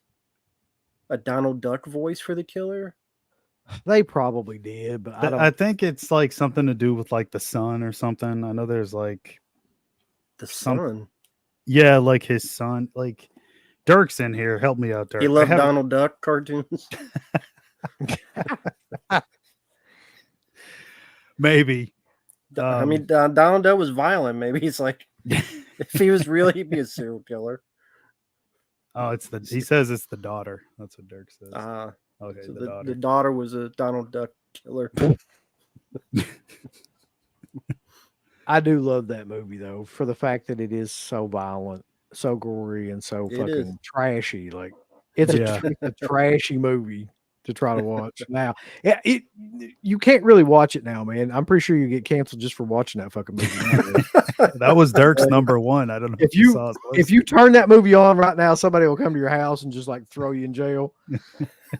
Yeah, you can only watch it under a blanket in your bed. That's a good first date movie. Yeah. Oh yeah. Oh God. Okay, so I think we're caught up with the chat for 82. Oh yeah, Halloween 80? 3, of course. Yeah. Yeah. Mm-hmm. As we get to 83, though, this is where it gets progressively harder for me. Like, there's so many more movies like from like this point on that I added to the list. There's like 20 movies in each one of these, like from now on. So I really had to whittle these down. I don't know about you all. Well, I just put like 10 or 15 on here. I mean, for my like 1982, it's like all that. So yeah. Yep. All right. Well, let's see. Now I know why I fucked up, because on my list I put 40 hours in 1983 because I can't read. No. So that's why I can't read years apparently. But okay, number 5 for me would be Blue Thunder. I love Blue Thunder. It's a John Badham film with Roy Scheider, Malcolm McDowell. I think that's a very good action film. It was ahead of its time about drone warfare and surveillance and all that stuff. I really like John Badham, who had done Saturday Night Fever. He would go on to do War Games, which is the same year as this. Yep. Short Circuit, many other films. The Hard Way. I think the helicopter sequences in that, with they're going in and out of the entire city, like you can't do that today. Now that would all be CGI. Yeah, everything in between. I think that's a very stellar action film. So yeah, absolutely love Blue Thunder. And I love Roy Scheider. I miss the guy. He's ever since the first time in Jaws, I've always been a big fan of the actor. I love the quirk of his character where he's always on edge, so he's always timing himself, even at the beginning where he's timing how fast he did get out of the garage and all this stuff. So he's at Daniel Stern. He's good as well as the sidekick character. So that's definitely on my list. Number 4, I put Of Unknown Origin. That is a Peter Weller film that a lot of people will know. Yep. Directed by George Cosmatos before he did Rambo 2 and Cobra and Tombstone. Yeah. What I love about that is I didn't know what that film was. I found it on VHS tape, and the way the trailer looked like, it was going to be like a haunted house film, but it's really a Moby Dick story about a guy played by Peter Weller who is always about his property. He's got this big appointment coming up, and his family's away. And there's this problem with this rat. And it starts off simple, and it just ratchets up so much. And he gets crazier and crazier and crazier. And it really becomes this Moby Dick where at first at the beginning, he cares about his property. But now by the end, he's literally geared up. He's got a bat with like these massive things on it. And you just see the progression, how it just everything. Like he gets a cat. Next he finds the cat is dead, hanging in the blood, dripping in his milk. Yeah. He put a check, and somehow the rat came in and stretched up the check. You have really good point of view shots where you're inside the walls and inside all this really intricate camera work. And like he's just tearing up his whole place with this bat from hell, just swinging everything and crashing everything. It floods his basement too. Yeah. And for such a simple idea, it's like they got a lot out of mostly one location. Yes. And Peter Weller is usually just, one type of acting. He showed much more range in that. And I thought that was really a nice case of paranoia and just obsession, like the Moby Dick variety. So I really enjoyed that aspect of it. And since for some reason I thought 40 Hours was number 3, I'm trying to think what else. 1983. God, I'm trying to think now. What else came out in '83? I can tell you, there's a bunch of them on here. There's one I know for sure would be on your list. Well, okay, I'll do this. Like Blue Thunder would be 4. Unknown Origin would be number 3. Number 5, I'll put DC Cab. I love DC Cab. That's a hot take right there. Wow. That is a hot fucking take. It's a I great tell- movie, though. I do. Gary Busey, like everybody's insane in that movie. The Barbarian Brothers. Yep. Mr. T. That spelled Bruce Lade. I told you got to go back to school. The Gary Busey's like, oh, Bruce Lee, he's frozen until the economy gets better. It's just this weird avenues of dialogue, and directed by the same guy that would direct Falling Down and Joe Schumacher. Mhm. You know, early work from him. So, film I liked ever since I was a kid. So I always liked DC Cab. So I think it's a fun. Really, the cast. It's the cast for me that really makes that film. So 5 DC Cab, 4 Blue Thunder, 3 of Unknown Origin, 2 Starface. Gotta go with Starface. You Yes, know, it's a- Frank, Yeah. you're a fucking cockroach. Yeah. You die now, motherfucker. He shoots the guy. It's like- it's over the top, but man, it's still my favorite Al Pacino character and role. And the soundtrack, the excess of the 80s, Yes. it really feels like an epic. And that ending is just so fantastic of an ending. And the It mountain is, of cocaine. And He's just fucking snorting that giant mountain of cocaine and then just running out there. Okay. It's like, you want a war? you fuck with me, you're fucking with the best. and the runtime is not a problem. I don't care how long it is. He's so entertaining to watch that like I don't even pay attention to that. It's like 3 hours. I don't even care. You know what a hassa is? It's a that pig that whole don't fly fucking- straight. That whole sequence too, where he shoots Frank and then he's like, the cop, this guy's like, I told him, he's like, you fuck up too, Mel. Yeah. That whole sequence is amazing. That like I said, that yet again a reason why I love the film. And number 1, I mean, this is more of a personal favorite of mine. I grew up with this film a lot since I was a kid. It's a film not many people know called Uncommon Valor. Because Okay. the cast from Gene Hackman, Patrick Swayze, Fred Ward, Reb Brown, Tim Thomerson, Randall Tetz-Cobb. Directed by Ted Koch, we did First Blood. Mm-hmm. Probably the first film to deal with people who are POWs. It's an action film, but it's also a drama. So there's good action in it, but it has such fantastic characters, has a great heart to it, has good dramatic. Gene Hackman is one of my favorite actors. I love Gene Hackman. From Narrow Margin to Mississippi Burning to, of course, Superman, etc. And he gives such a wonderful job in that movie. And the ending, there's a couple people, some of my friends that I've told about it, and they would get back to me and say, each time I watch the ending, it's their first time. By the end, they tear up a bit. Now, it doesn't mean it happens to everybody, but the few people I've told it to, they get touched by the ending. I won't give it away, but to me, it's a very effective and for me, one of the more criminally underrated films. Robert Stack, may you rest, he's in the film.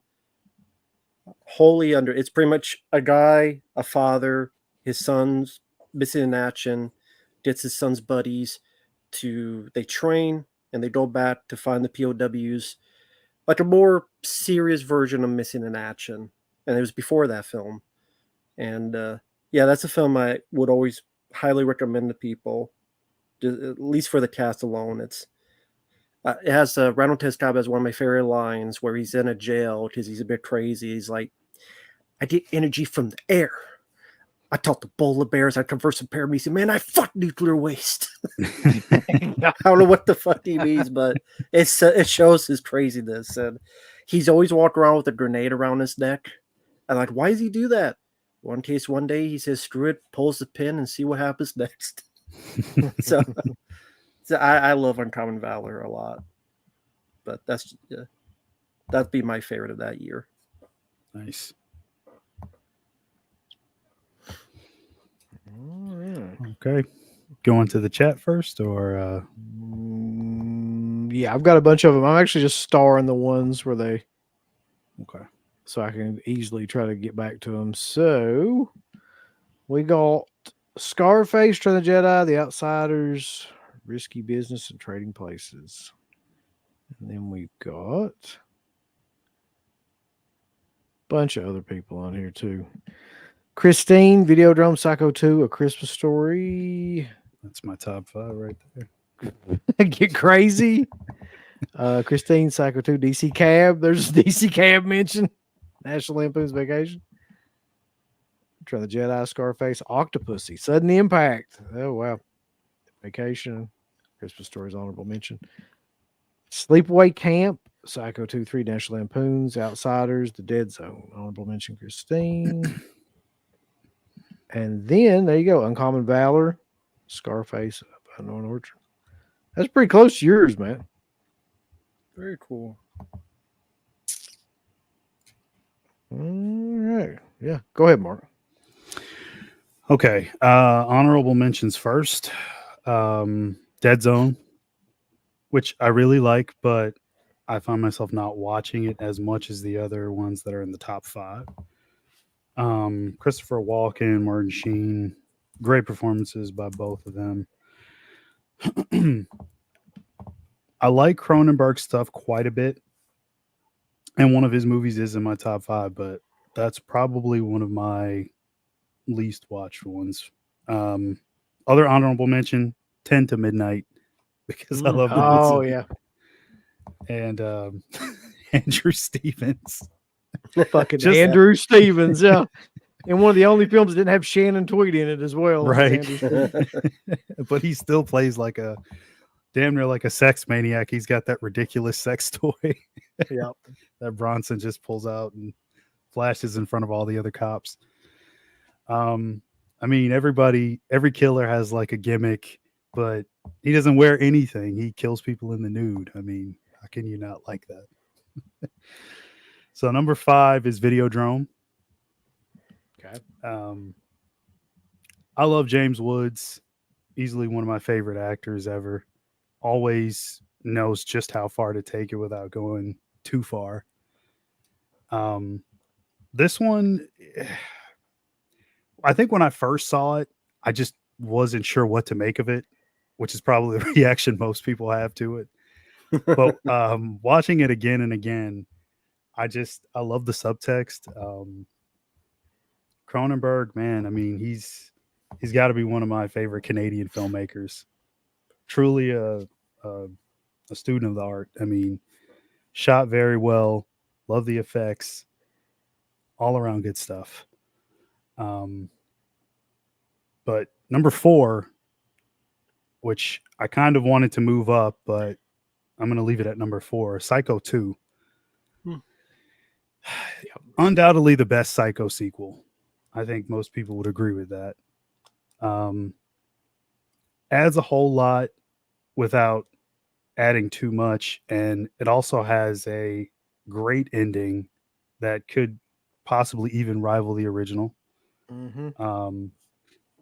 I really like. You don't see it coming, that's for sure, when you first Yes. watch it. Yeah, first time I saw it, I was like, I'm not really sure what to make of what's going on here. Like, is this going the way I think it's going to go? And then it subverts expectations when you see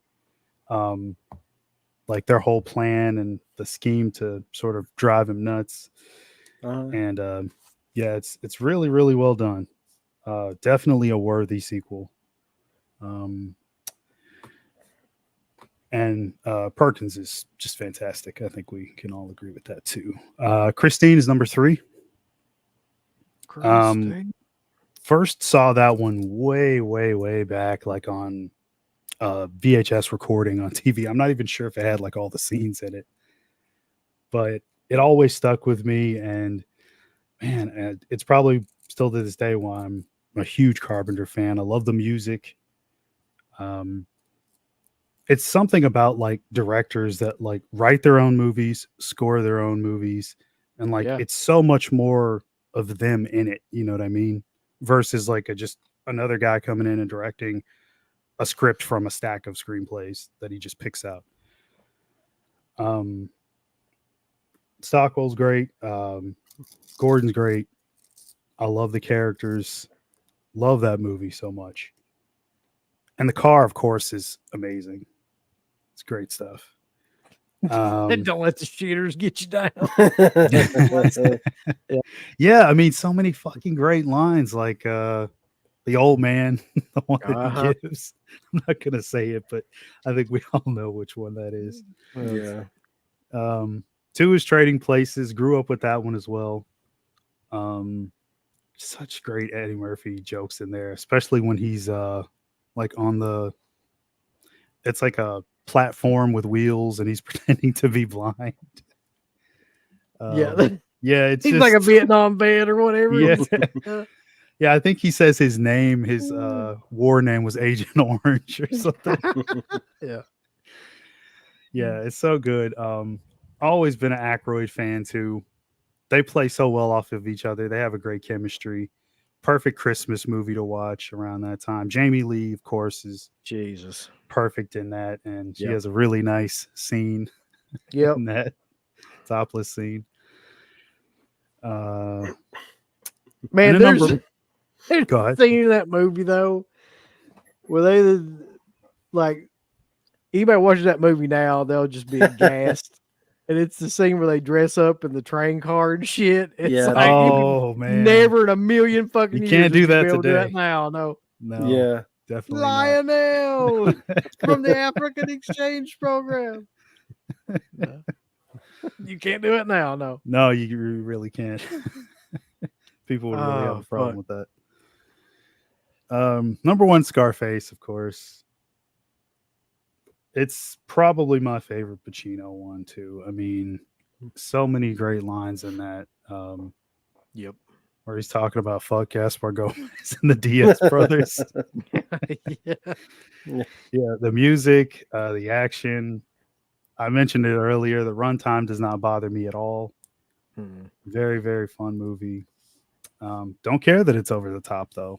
I know, like that's one thing like the critics always harp on, but I don't give a fuck. It's still entertaining as all hell. So it is. Yeah, I mean, it is. I don't know how over the top it is now, but like I'm sure back then it was fucking crazy over the top. Yeah, but I mean, with Tarantino and everything, he kind of like took it to another level with that kind of violence and stuff. right. But yeah, it's great. All around great movie. Okay, I guess I'll go ahead and do mine. Honorable mention I will give to God, there's so many I could give honorable mention to. It's fucking ridiculous. Angel. Yeah. Angel, that would be great. I'm actually gonna say The Big Chill. All right. Because that's one that's not been mentioned. That's a fucking hell of a cast. And I know it's not popular probably to like that movie now because it's basically just a drama, but I love that movie. Even from the time when I was like a teenager, I love that movie because it's just an incredibly well acted fucking movie. It has a great soundtrack. Speaking of soundtracks, like it was kind of the movie that brought up that idea of doing like old 50s and 60s songs as like your soundtrack. You know, where that became like a new thing to do was play like older songs, you know, in newer movies. And it's not popular to like that movie. I didn't think so. I mean, maybe not in like the exploitation / horror film circles, because like I said, it's just a drama, really. I thought it was great. Still think it's great. My number 5 would be The Dead Zone, though. I think that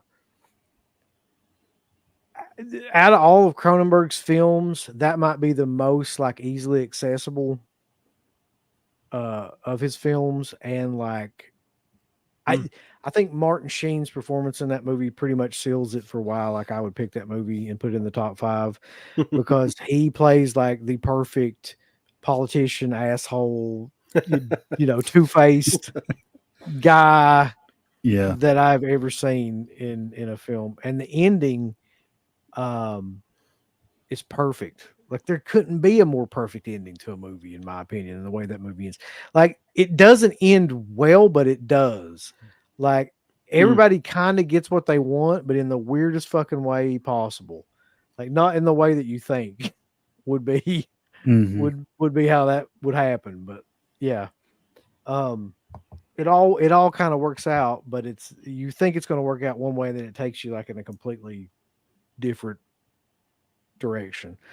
And plus everything in the middle of the film is, and it's one of the only movies where Christopher Walken is not fucking being Christopher Walken. He's not walking it up. He's just like straight playing like a role. He's a great actor, man.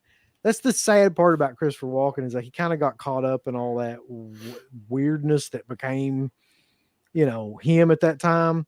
But Mhm. like you got to Yeah. remember, this is the same guy that was in like the Deer Hunter and this movie. I mean, he's an exceptional actor when he's not being hammy and stuff, like just being straight.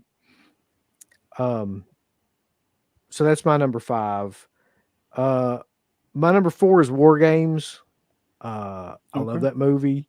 I love Mhm. Matthew Broderick. I think that Matthew Broderick um, is incredibly underrated, as is Ali Sheedy in that movie. Like together, like they're really, really likable, and they make a really, really good couple in that movie.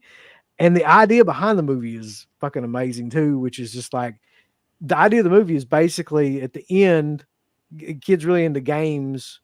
He gets this computer simulated system to play nuclear war game, and it finds out like that nobody wins that game and shuts itself down. And that's like, I mean, there's just something about that where it's like, and then the final scene is like it starts launching all these nuclear warheads in all these different countries, and then goes through all the different scenarios, and then just ends and comes back on, and it's like something like funny game. Only way to win is to not play, and then it just like shuts down. Fucking yeah, killer. Number 3 is Trading Places. I think we can all agree. I think Trading Places Love it. might be my favorite Eddie Murphy movie, like of any of them. If I'm being honest, even like Beverly Hills Cop, and I love Beverly Hills Cop, but like for some reason, something about that combination of people at that time, and is I don't know. It's just like one of the best comedies ever made. So I would agree. Eh. just love that movie. Did you say eh? Just fucking Look, buddy. dismissively. I don't love Trading Places. How the fuck can you? Oh, How man. dare you? The stock market shit, just the I'm whole kidding. ending is just so fucking boring to me. The whole last third of the movie. I liked Eddie Murphy, but all that stock market shit, I didn't like the plot, the story. Mhm. I just did different rat's ass compared to like 48 Hours and Beverly Hills Cop and stuff. It's just not a bad movie, but I don't love the movie. Just not for me. I've just got one thing to say to you right now, Matt. Beef jerky time. You want some beef jerky? There's plenty, Yeah, who was in the train car? Gleason. Yeah. Just man, he was so good at Yep. Same dude from the Breakfast Club? Breakfast Club. Yeah. Yeah. He's like, when he finds out, he's like, no more Swedish meatballs, no more goddamn beef jerky beef. Yeah. Oh man. I could go on about that movie forever. Number 2 is Videodrome. It's there's 2 fucking Cronenberg movies on this list. I just now thought about that. I didn't even really even recognize that. But Videodrome,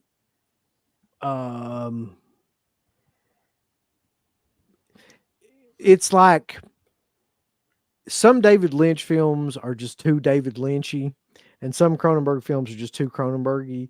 But Mhm. like, this is a really good combination to me of like, if David Lynch raped a Cronenberg film and like it came together and you put Deborah Harry in it in like her hottest time period and just made like Mhm. one of the craziest science fiction body horror, you know, films possible in the best way possible. Like, Yeah. I don't know how else to explain it. It's just it's a movie unlike any other movie too. Like, I've never seen another Mhm. movie. Like, you don't go watch Videodrome and you're like, I'm gonna watch something else that's like it. There is nothing else that's fucking like it. Like, it exists in its own fucking Yeah. atmosphere, unless it's another Cronenberg movie. I mean, there is nothing else like it really. And my number one for 1983, I grew up watching this movie. You'll either love this movie or you will absolutely fucking hate it. You'll either love this particular brand of humor or you'll absolutely fucking hate it. And I realize that. And I still do not care because it's still number one on my list. It's Monty Python's The Meaning of Life. Mm. I love those movies. I love The Holy Grail. It's kind of become like now like a cliche to like those movies because like, so much has been made about them and how fucking nerds like them and yada yada Mhm. fucking yada and whatever. But like, I don't know, man. I watched those movies since I was a kid. I still think they're fucking hilarious. So yeah, Meaning of Life is probably my favorite actually. So that is 1983. Meaning of Life, by the way, has got one of the most memorable sequences of any film I've ever seen. And that's where the guy eats himself until he fucking explodes. And all that left is like a hollowed out body and a heart that's still beating. He's like, yeah. Oh, yeah. But anyway, 83. Now, gentlemen, it gets really fucking hard. I think for 84, we'll probably have a very similar We have very to. similar Man. list. We I have mean, to. I'm looking at What- the list of stuff from 84. Like, there's no way that damn near all of these, there might be one or two differences, but I think we'll see. I don't know. Yeah. Rambo, you kind of surprised me with Trading Places. I don't know. I just something about that movie. I like Dan Aykroyd, but he annoys the piss out of me in that movie. I don't know why.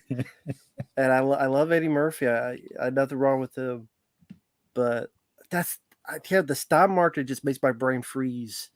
I don't know what this is. I can understand that. Wait. I will tell you guys, like right now, too, that like two of the greatest years for movies were 1984 and 1985. Oh yeah, I mean, in my opinion, like after going through this list of like they just were. yeah. I mean, the 70s were great. And I'm sure if I went back and went through a 70s list, that there'll be some insane years. But I would be hard pressed to come up with two better years than 84 and 85. I don't know what the fuck was going on at that time in Hollywood, but like they were cranking out some fucking bangers for sure. Yeah. Yeah. Cocaine. A lot of cocaine, you're right. Yeah.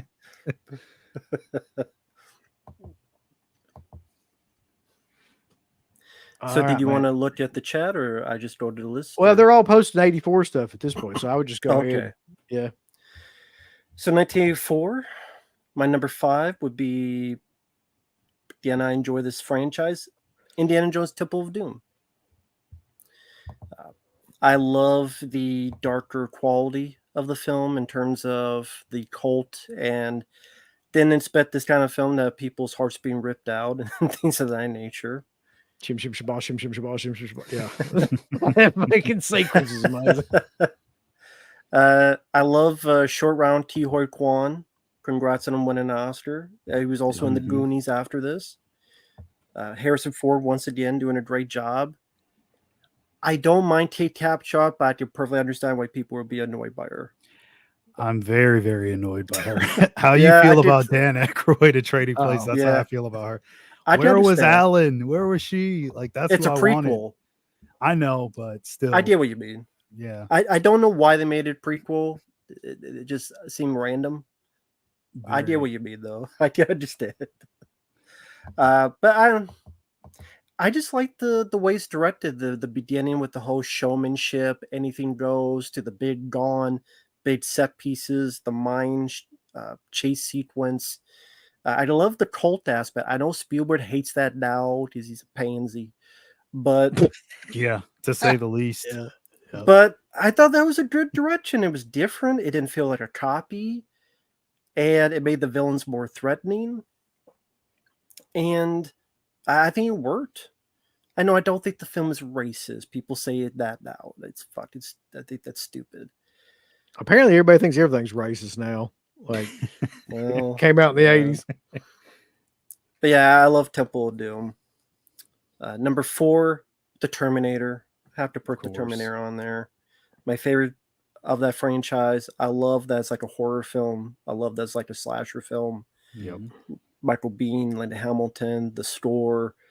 A lot of that works for how dark and gritty the feel of it is. And yeah, it's a great horror film. It's an action film, but it's also a really good horror film. And I think James Cameron, I mean, he did Piranha 2, but I would still call Terminator his first movie in a way. Yeah. And as much as I crap on James Cameron now, yeah, a lot of wonderful talent back then. That's the truth. 84 to 94. Rest in peace, James Cameron. Yep. That's his career. I mean, he's dead now. So yeah, number 3, Beverly Hills Cop. Very hilarious film.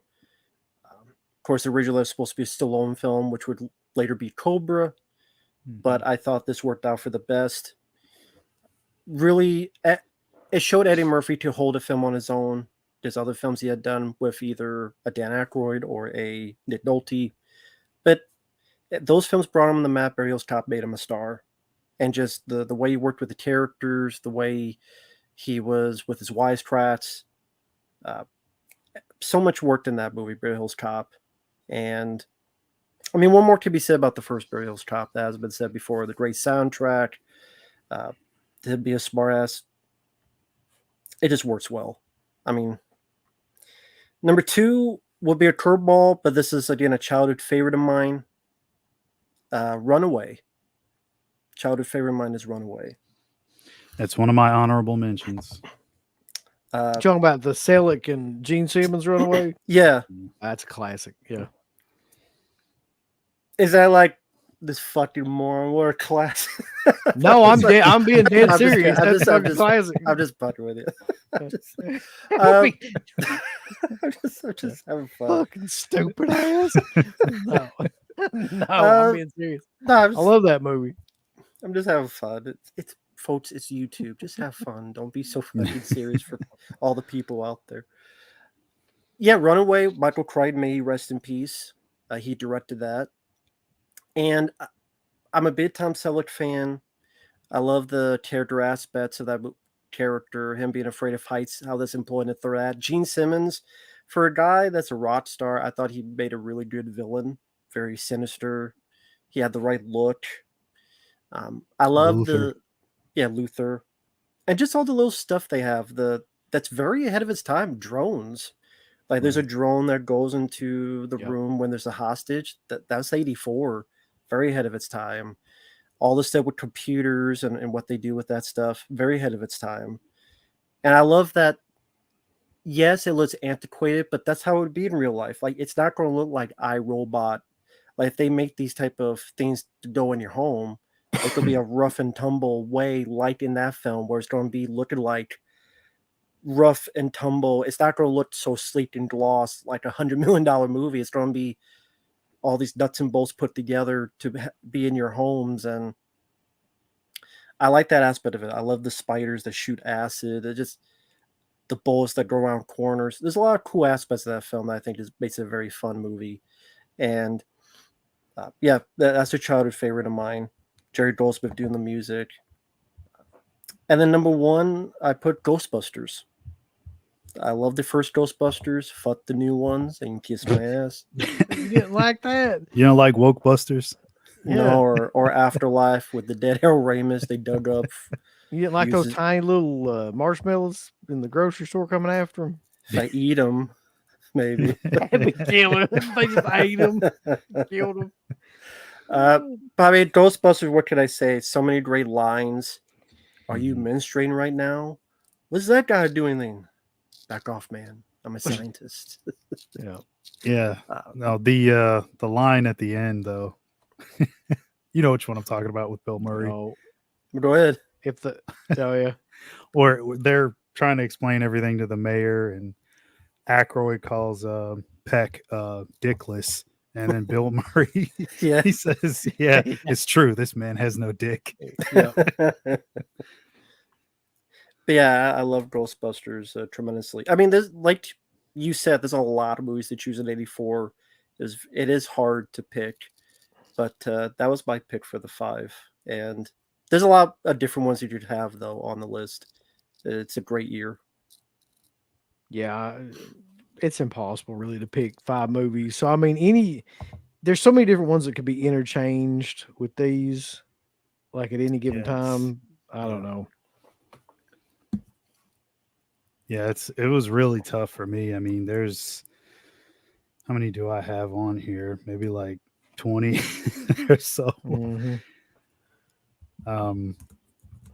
It was the right time though for cinema. I mean, if you were going to the movies, there was something to see literally every week. Yep. Same for 85. I mean, Compared to this year and how many decades? This is the anniversary, 84. yeah. And that's sad. Look at this year and then look at all these movies. You got The Crow, Mark. You got Beetlejuice too. No. Bunch of fucking horseshit. How about you, Mark? Your list? Go, Mark. Oh, okay. And rank them, damn it. Rank every one of them. Oh no, I've Okay. ranked them all. They're all ranked. Honorable mention. He mentioned Runaway was on his list. That's an honorable mention for me. Me and Rambo did a fan commentary over that, so that's on his channel if anybody's interested. Body Double is another honorable mention. Hell Love of a that movie. one. Yep. Love the voyeurism and the look of the killer. Go ahead. I was just gonna say I almost put Body Double on here, but then I was like, man, I've got like De Palma on every fucking year. I mean, I've got to slow down. it was the golden age for him. I mean, he was at the Yeah. top of his game at that time, so nothing wrong with that. Number 5, though, to officially start the list would be Savage Streets. I mean, Yeah. Listen, it doesn't get much better than Savage Streets, man. yes, You talk about a soundtrack. That's a Oh, hell of yeah. a soundtrack right there. one of my favorite 80s soundtracks. Like I mean, from start to finish, you don't need to skip any tracks on that. It's just absolutely amazing. Incredible one-liners. Go Yep. fucking iceberg, obviously, from John Vernon. So fucking killer. And I'm a big fan of like I consider this more so a crime / exploitation movie, but I love gangs and crime movies. Like it's also a big part of why I love Class of 1984 so much. Like you just got a bunch of guys going around doing a bunch of crazy shit that they shouldn't be doing. Yep. And they all have these outrageous personalities, and then you put them all together, it's just nothing but good times on screen. And Linda Blair, I mean, at that time, Mhm. I don't need to say anything. Linda Blair in a bathtub. Yeah. That's right. That's right. Number 4 would be Friday 4, one of my favorite sequels. Mhm. Feldman, before he became adult Feldman, and pissed everybody off. The twins, Crispin Glover, definitely the kills, Ted White. Just, I love it. But everybody knows Friday 4. I don't need to get into that one too much.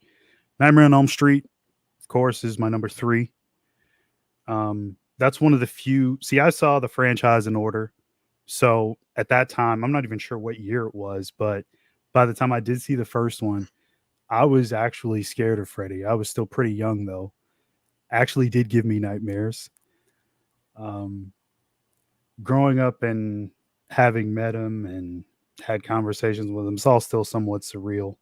And I don't really even get that way around like actors that I meet at cons and stuff. But I mean, Robert Englund's going to be on the Mount Rushmore for horror guys in horror. I mean, that's just, Yeah. but Charles Bernstein's score is fantastic.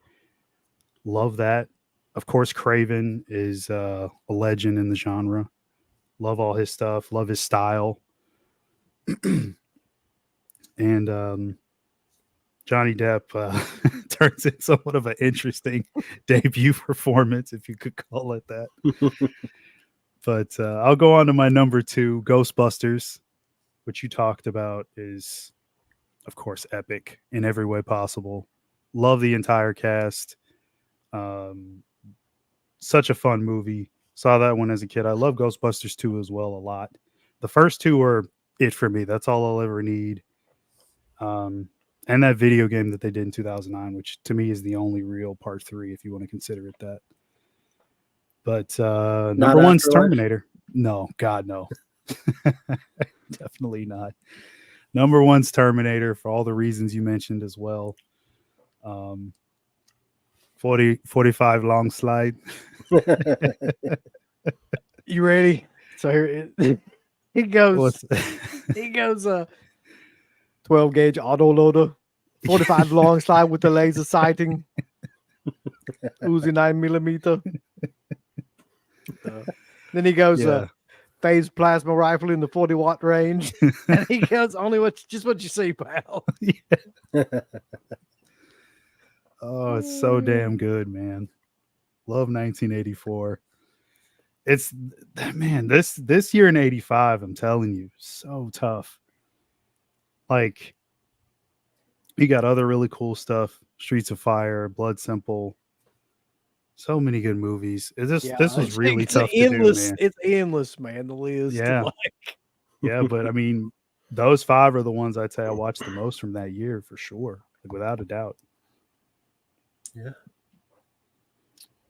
So the films of 1984 is incredibly difficult, man. 84 and 85 are like, trying to put together this list was almost impossible to narrow it down to 5.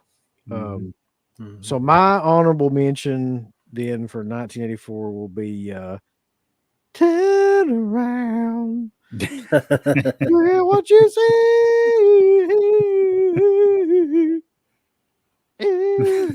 Some shit. Yeah, The Never Ending Story would be my honorable mention for 1984. I mean, I've got like 12 movies I could put as an honorable mention, man. I don't even have Ghostbusters. I don't have Ghostbusters in my top 5. If that tells you anything. Some shit's just got to go because like some of these films I just watch. Yeah. I don't have Nightmare on Elm Street in my top 5.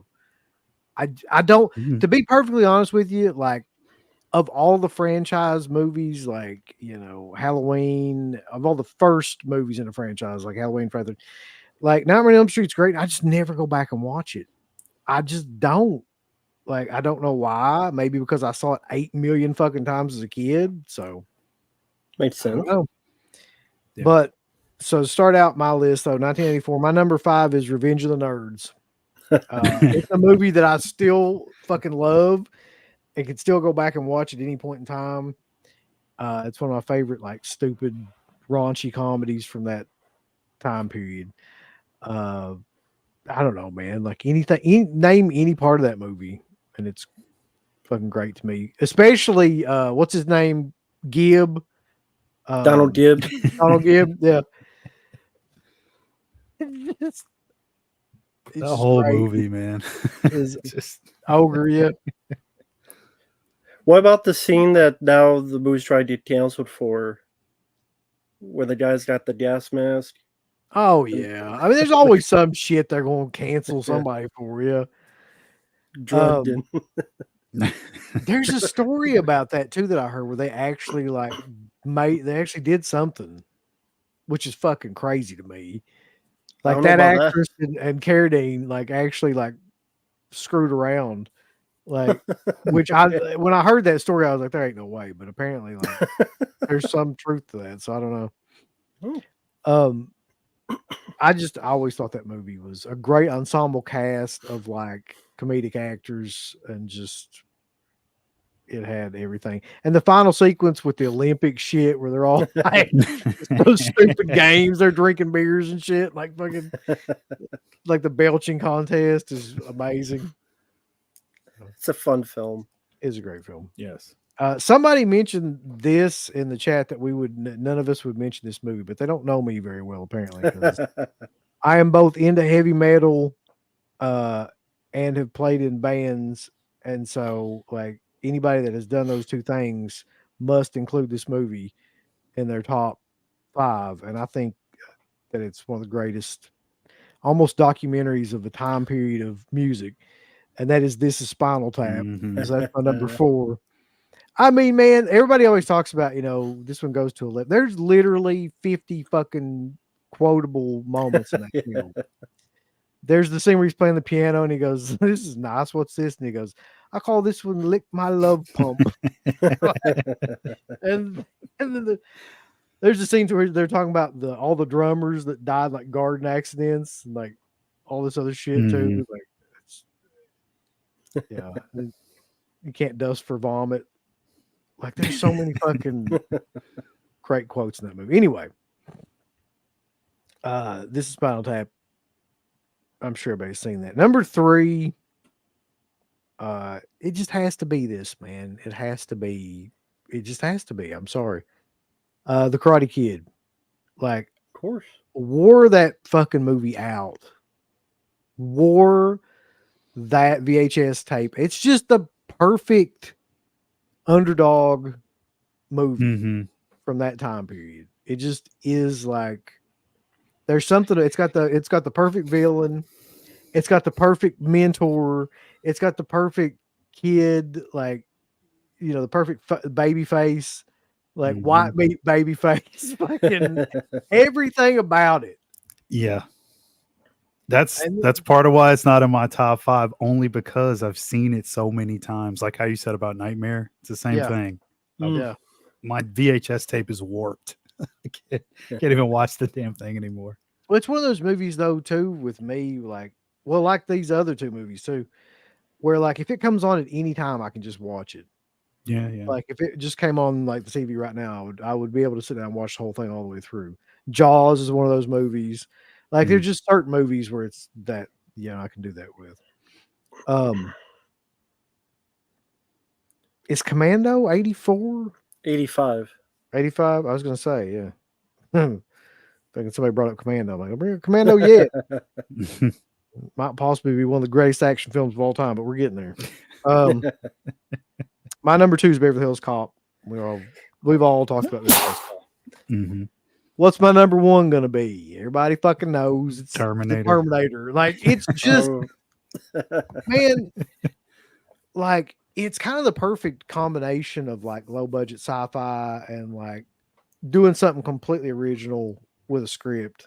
And everything works in that movie. The cast and the dialogue and the script and the fucking fight sequences, the effects, the story, the background story and everything behind it and like what they're trying to do with it. Everything in that movie works. So it's got to be Terminator.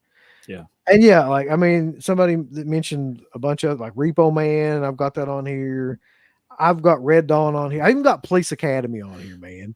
Like, I mean, it's not going to be in the top 5, but Police Academy was a movie that like I wore out that too when I was a kid and could probably still watch it. Yeah.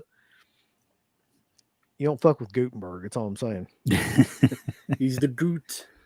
Have you seen him now on like Instagram and stuff? He's like the ultimate motivational speaker now. No, he's on Instagram. Find him on Instagram and like watch his shit. And it's always like, wow. Hey guys, I woke up this morning and I just want to send some positive vibes out. It's just constant. Like he's like, what was that guy's name? It was like the motivational speaker. Like, oh God. Guy that had the ponytail and shit. He's kind of like that guy. For sure. Yeah, Anyway. let me- Okay, I'll look him He's up. just extremely like positive about everything. But Before you said the 84 ponytail, I thought he was going to say Richard Simmons. But he's kind of like Richard Simmons, but a little bit less eccentric. okay. Tony Robbins, that's the fucking guy I was trying to think. Oh, okay. Oh, okay. Yeah.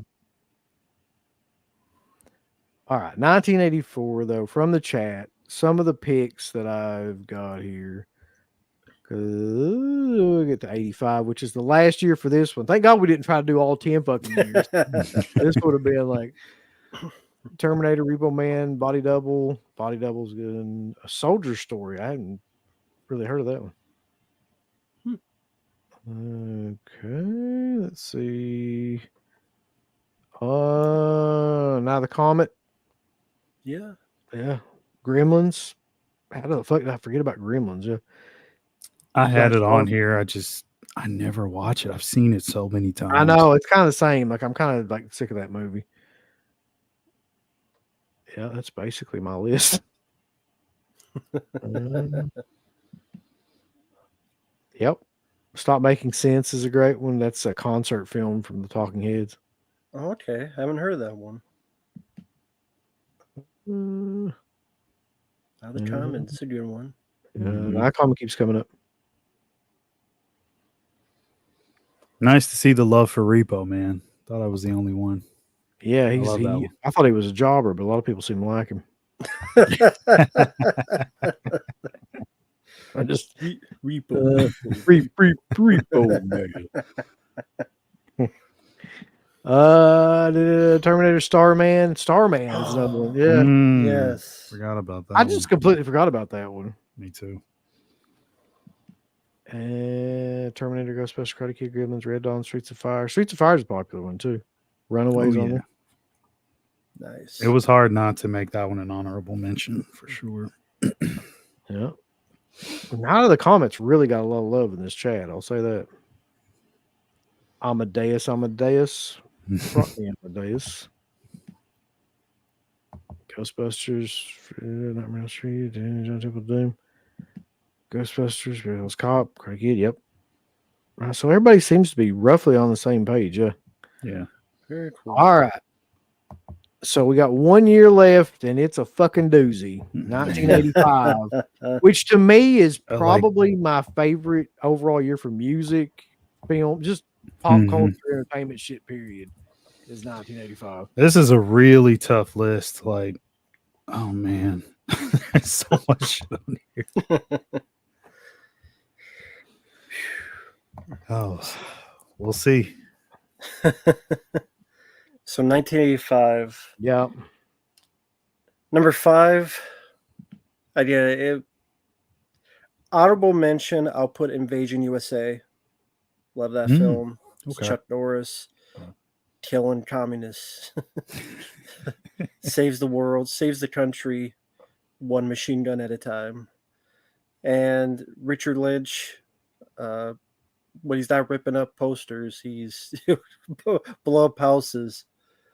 And I mean, yeah, I know it hit you with so many rice you don't beg for a left. A lot of fun stuff. It's over the top, it's goofy, but man, it's a lot of fun. And Joseph Zito, who did Friday the 13th Part 4 and Missing in Action. What does he say? He goes, something like, one of these days you're going to wake up and it'll be time to die. You tell Rostov, it's time to die. Yeah. There's that one scene too where they're trying to blow up like a church or something. He gets up behind him and he's like, they try to like ignite the bomb. He goes, didn't work, did it? He goes, now it will.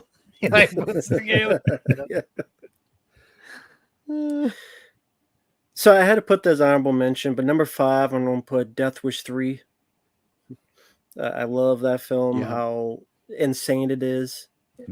Like you said, it is more playful, but just from stuff like the bash of the...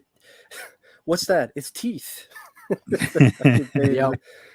Him getting that old machine gun, I forget what it's called, that he barely carries, like blowed up the whole neighborhood. Half of New York City block gets blown up. The final shot with the guy at the end, the bazooka. Yep. Gotta love that. Yeah. Just like Invasion USA, they both end with a bazooka to the face. Mhm. That's the 80s. I think it's my favorite Death Wish movie. It's the one I grew up with, and it's also just insane. Yeah. And so Yeah, I love the Wildy Magnum. And my favorite Charles Bronson film. It's very straightforward. I like the guy who plays the villain. And like I said, it's like Death Wish meets like an 80s beat 'em up video game. Because a lot of those bad guys are like straight out of like a Double Dragon Final Fight type of game. Mhm. And he shoots them all. Number 4, Fright Night. yep. That was almost my number 1. It's my number 2. I love Fright Night. Yeah, I adore it. I love Roddy McDowell. I love the concept. Yeah, it's funny, but at the same time, it's got some really good creature effects. I say Roddy McDowell is the MVP for me. I love his character. I like the lead guys, William Radsdale, Evil Ed, Stephen Mhm. Jeffries. So much of that just works. Just easily one of my favorite vampire films. Couldn't get enough of rewatching Fright Night. Just love the score. Brad Fiedel did the Terminator. A lot of that just works even to this day. And Mhm. unlike the remake, which, that's another thing. That didn't happen. Yeah, there you go. fucking Colin Farrell or what? Yeah. You want some Brewsties, bro? Here's some Brewsties, bro. A horrible fucking movie that was. Number 3, of course, this come from me, so it makes sense. Rocky 4. That's one of those films I watched so many times as a kid. Yes, it's one long train montage. I don't give a shit because I love every bit of it. It's one long music video, but man, you want to talk about a movie that says what the 80s were? That's a film that does it. My favorite soundtrack of all time. My favorite Rocky villain, Ivan Drago. I love the fight scenes, the sound effects. And yeah, that soundtrack just was my childhood. I wore that Walkman out so much, listening to that cassette tape over and over again. Hearts on Fire, all that. And yet I love the train montages. I love the style. Very short. It's like 80, 90 minutes long. I could watch it anytime and just have a great time with it. Number 2, Commando. I love Commando. So I'd probably kill you last. I lied. Just wall-to-wall action, great comic book violence. Remember I said I shoot you between the eyes, or shoot you between the balls. So much Don't- stuff to don't bother my friend. He's dead tired. Yeah, so many quotable lines. Mark Lester, which Mark Mhm. mentioned on Class of '84. Yeah. They knew what kind of movie it is, and they just went with it.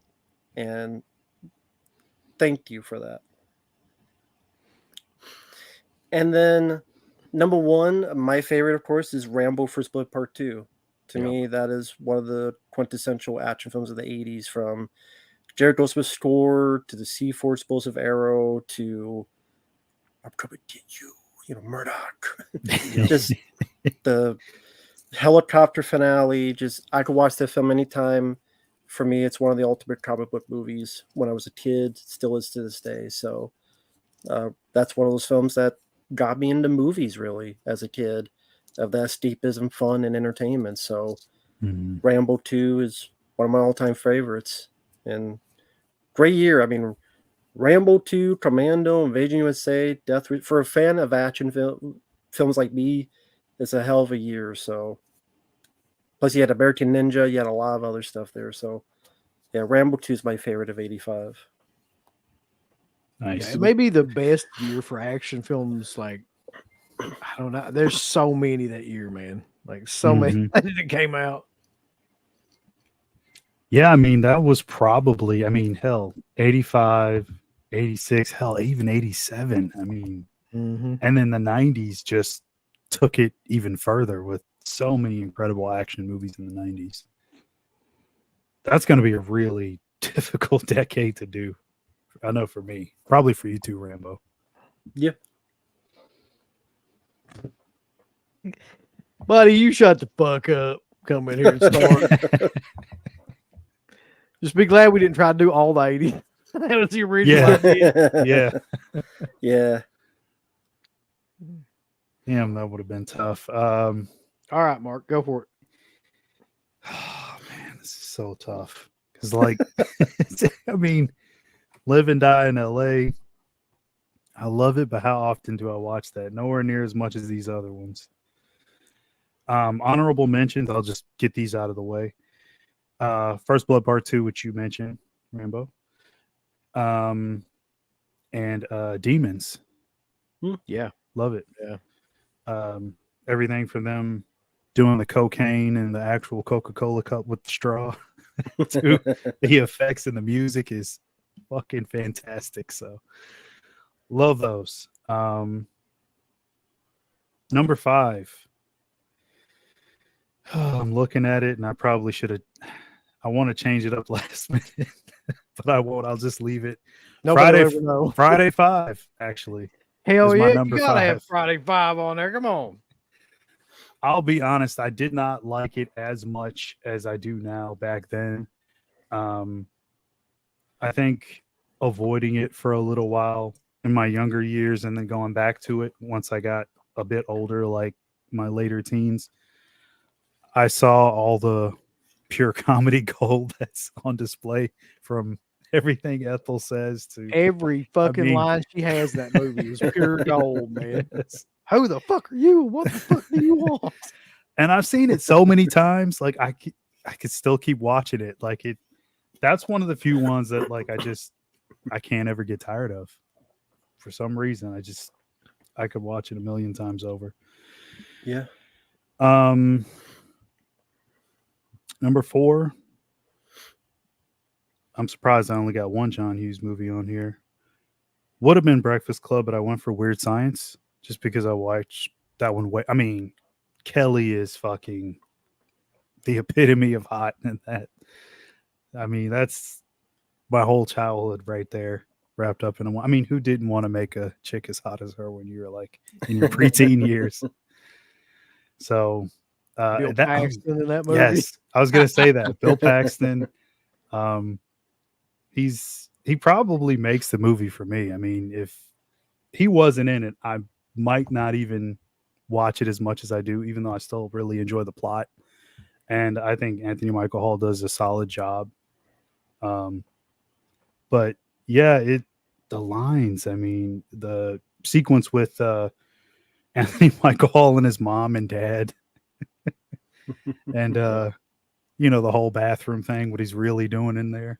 Just great stuff. Number 3, without a doubt, this is the best Romero zombie movie. Day of the Dead. Wait, what? It is. You'll It just me to is. agreeing with him. Yeah. Day of the Dead is the best. I didn't know Dawn of the Dead was made in 85. Fuck. But yeah, those characters, God damn. I mean, it's not meant to be funny. It's really not. But how can you not laugh at those guys and everything they're doing? I love the idea that the zombies are at the top of the food chain now and human beings are living underground while the zombies live above ground. That whole subtext I always enjoy. People talk about the consumerism and stuff in Dawn of the Dead, but I really like those elements that are in Day of the Dead more. Of course, the effects, which I could go on and on about, just make it easily my favorite zombie movie. Not even just my favorite Romero movie. Fright Night 2.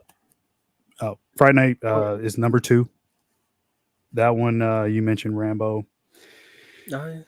Man, I've probably said this a million times on the show, but there was a point in time where as a kid I watched that movie. I don't even know how many times. Like every day after school, I come home and watch Fright Night. So it's burned into my brain forever. The music, Chris Sarandon is actually really good as the vampire too. You mentioned Roddy earlier, who's great. Yeah. And I don't mind Amanda Bierce. She's okay. Yeah. She's probably the weakest of the Yeah, she's of the weakest bunch. link. Yeah. but still, those effects, man, that's still her character Amy when she becomes the vampire at the end. That's my favorite look for any vampire ever. Yep. So it's really high up there for me. It was almost my number one. And the effects for her closely somewhat rival the effects in part 2 for the vampire in part 2, if you guys remember how she looks at the very, very end. But my number one is Back to the Future. How could it not be? So many quotable lines. Hopefully it never gets remade. I'm praying that never happens. I know it's only a matter of time once those guys pass on. Like they've probably been dying to remake that franchise. I've never heard anything about it, but I'm guessing they have something in their contract that says that they won't let it happen. Oh yeah, So, Bill Skarsgård will be the fucking like. Don't. That's like my nightmare right there. No, it won't be Bill. It'll probably be somebody like what's that fucker that played Spider-Man? I can Tom see Holland. Yeah, like Tom Holland will be the Michael J. Fox role. Yeah. Jenna Ortega will be the girl, and yep. Yeah, it'll suck. She's got to in her contract. She's got to be in at least one of every 2 movies right now. Jenna Ortega. Yeah, so that's my top 5. I mean, hell, I love Goonies, but I don't watch it anymore. So that's another one. Would have been on the list, but I don't watch as much as I used to. Don't you worry, Mark. Wore it out. I mean, something tells me it's going to make an appearance. I bet. I don't want to keep going on and on about the ones that should have made the list or could have made the list, because then I'll probably be giving yours away. So you go ahead, Uncle Bill. Well, there's like literally 20 films that could be honorable mentions in this. Yeah. But I'm going to give my honorable mention to one that didn't get talked about at all, and I fucking love this movie, and I think it's one of the best comedies ever. Spies Like Us. Shit. I did not think about that. Chevy Chase, Dan Aykroyd. God, man, like basically 2 like dipshits that are working for this like intelligence agency, and they get promoted because they were expendable. Essentially, they move them up to this position, and the testing sequence in that, man, where like Chevy Chase fucking taking the test, he's got that like arm, and he's got all the answers in it, and he's pulling out like shit, all pulling out of his mouth, pulling it out of like the arm, like the eye patch and everything. That's just so great. And then the scene where they're trying to be like doctors, like doctor, like just that whole thing is amazing. I love that movie. So my number 5 is To Live and Die in LA, because I'm a huge freaking Mark, and it had to be on there.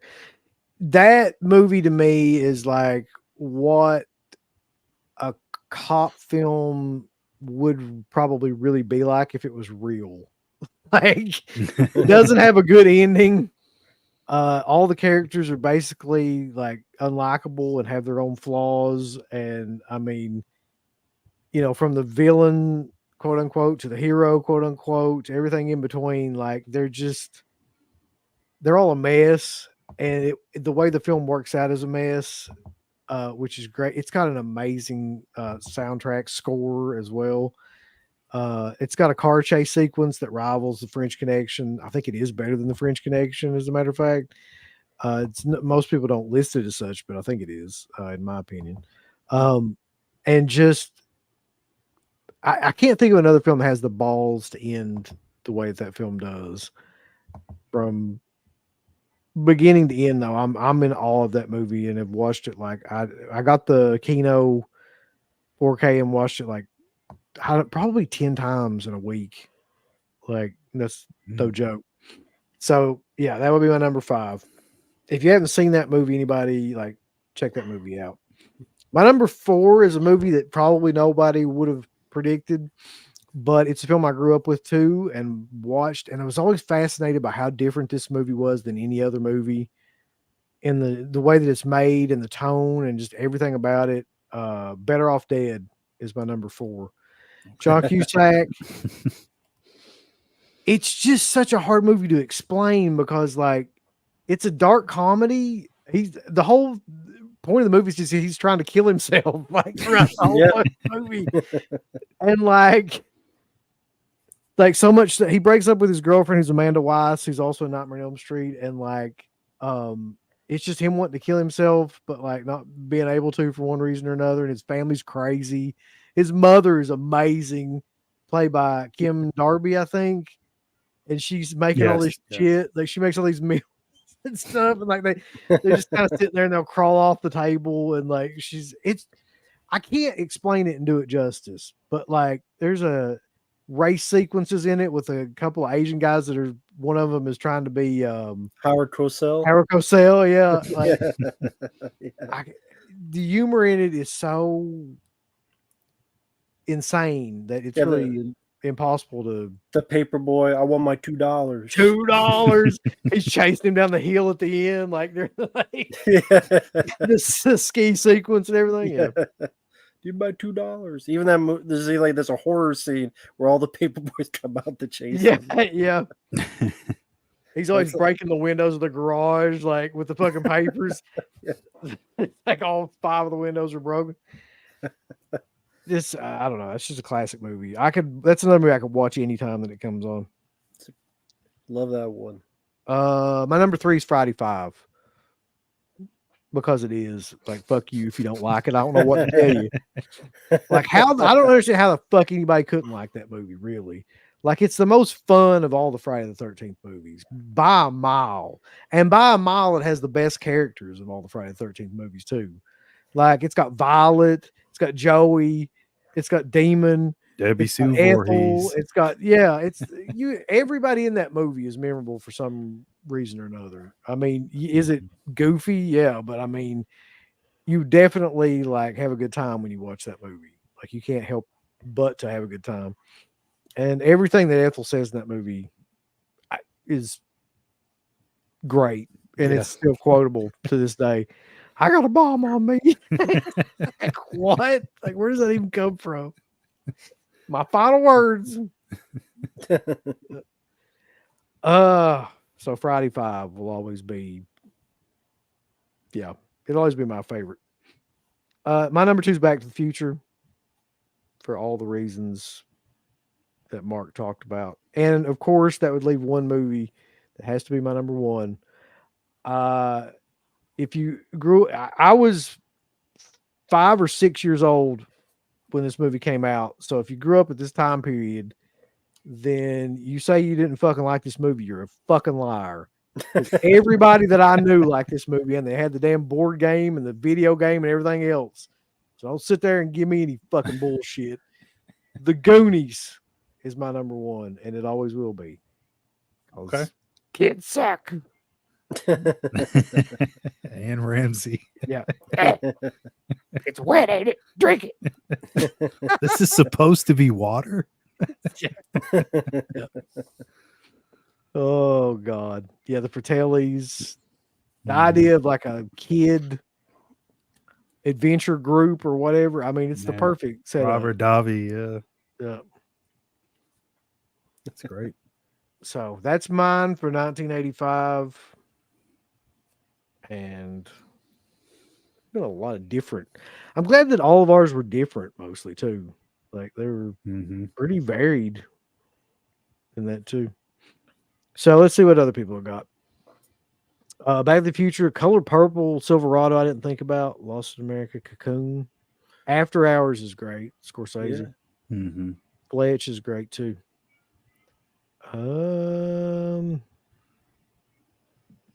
Back to the Future, Return of the Living Dead. That was another one that almost made it. Man, it's another movie I could watch anytime, as is Reanimator, as is Commando. I got all those on the list. It's so hard to do the top 5. Like 85 is just packed full of movies, man. Like this is just a small idea of the movies that are in 85. Breakfast Club, House, Pee-wee's Big Adventure. Any one of those. Clue, I love Clue. Yeah. Explorers. Explorers I like until the end. The end is shit. Yeah. But the rest of the movie I like. Well, Neopunk put Better Off Dead as his first, so that's Wow. unusual. Breakfast Club, Very nice. Back to the Future, Rocky 4, That's a solid list, Neopunk. Silver Bullet, Death Wish 3, To Live Not in LA, Rocky 4, Spies Like Us. There we go.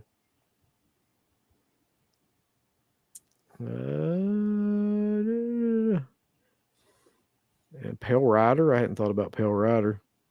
Legend, Yeah. Explorers, Friday 5, Day of the Dead, Reanimator, Demons, Back to the Future, Death Wish 3. Death Wish 3 gets a lot of love on here too.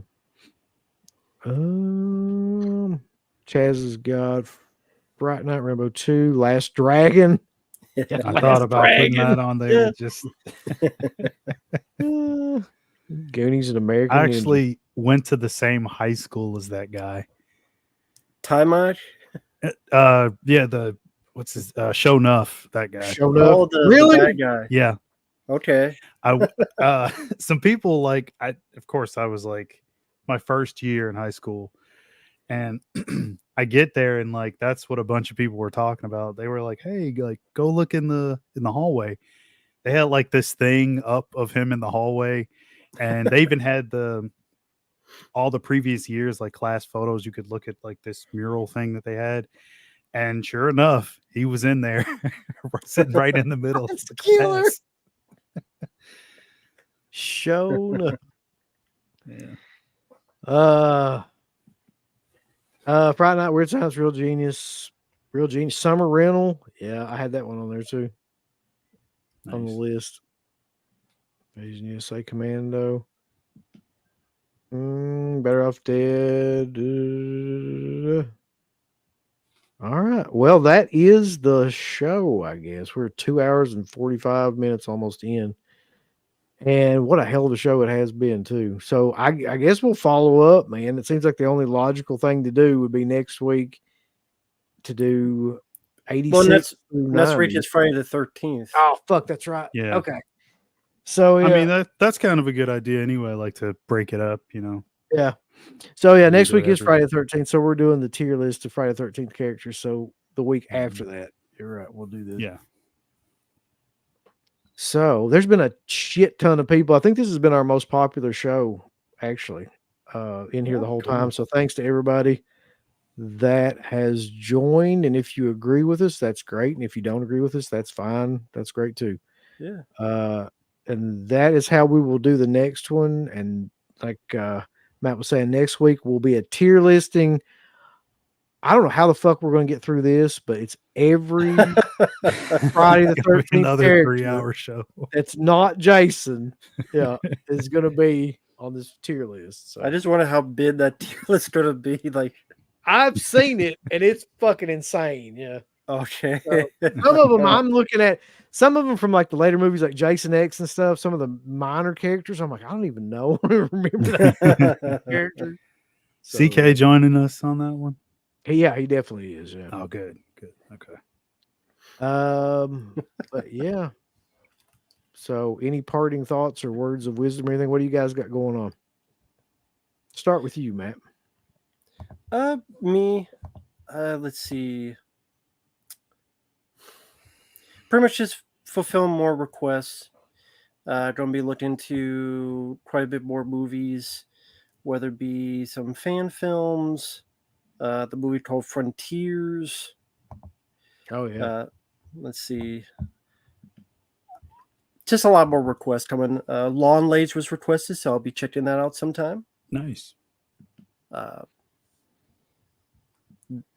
Thankfully, no Beetlejuice 2, so I'm saved for that. I More don't think requests. you'll be for long. Yeah, it's coming. Yeah. Like, okay, it was that bad. Like, I saw the video. It was that bad. Beetlejuice. Oh, 2. it's worse than you can even imagine. Yeah. Man.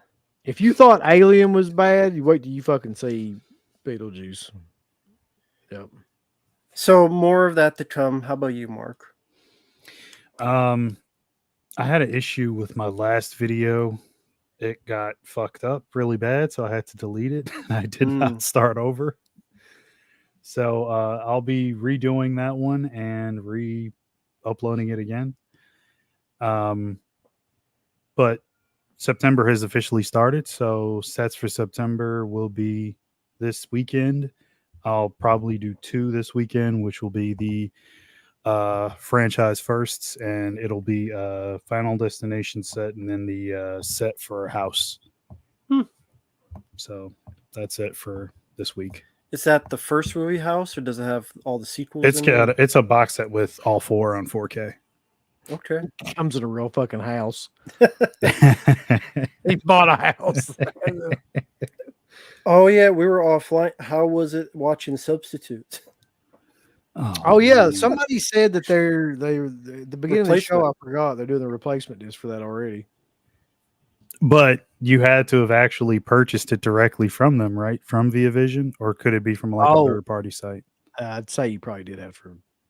Oh, that's bullshit. Bullshit. I'm gonna email them anyway and show them like a receipt, and maybe they'll replace it for me. Because we're off, and I'm like, hey Mark, how's this?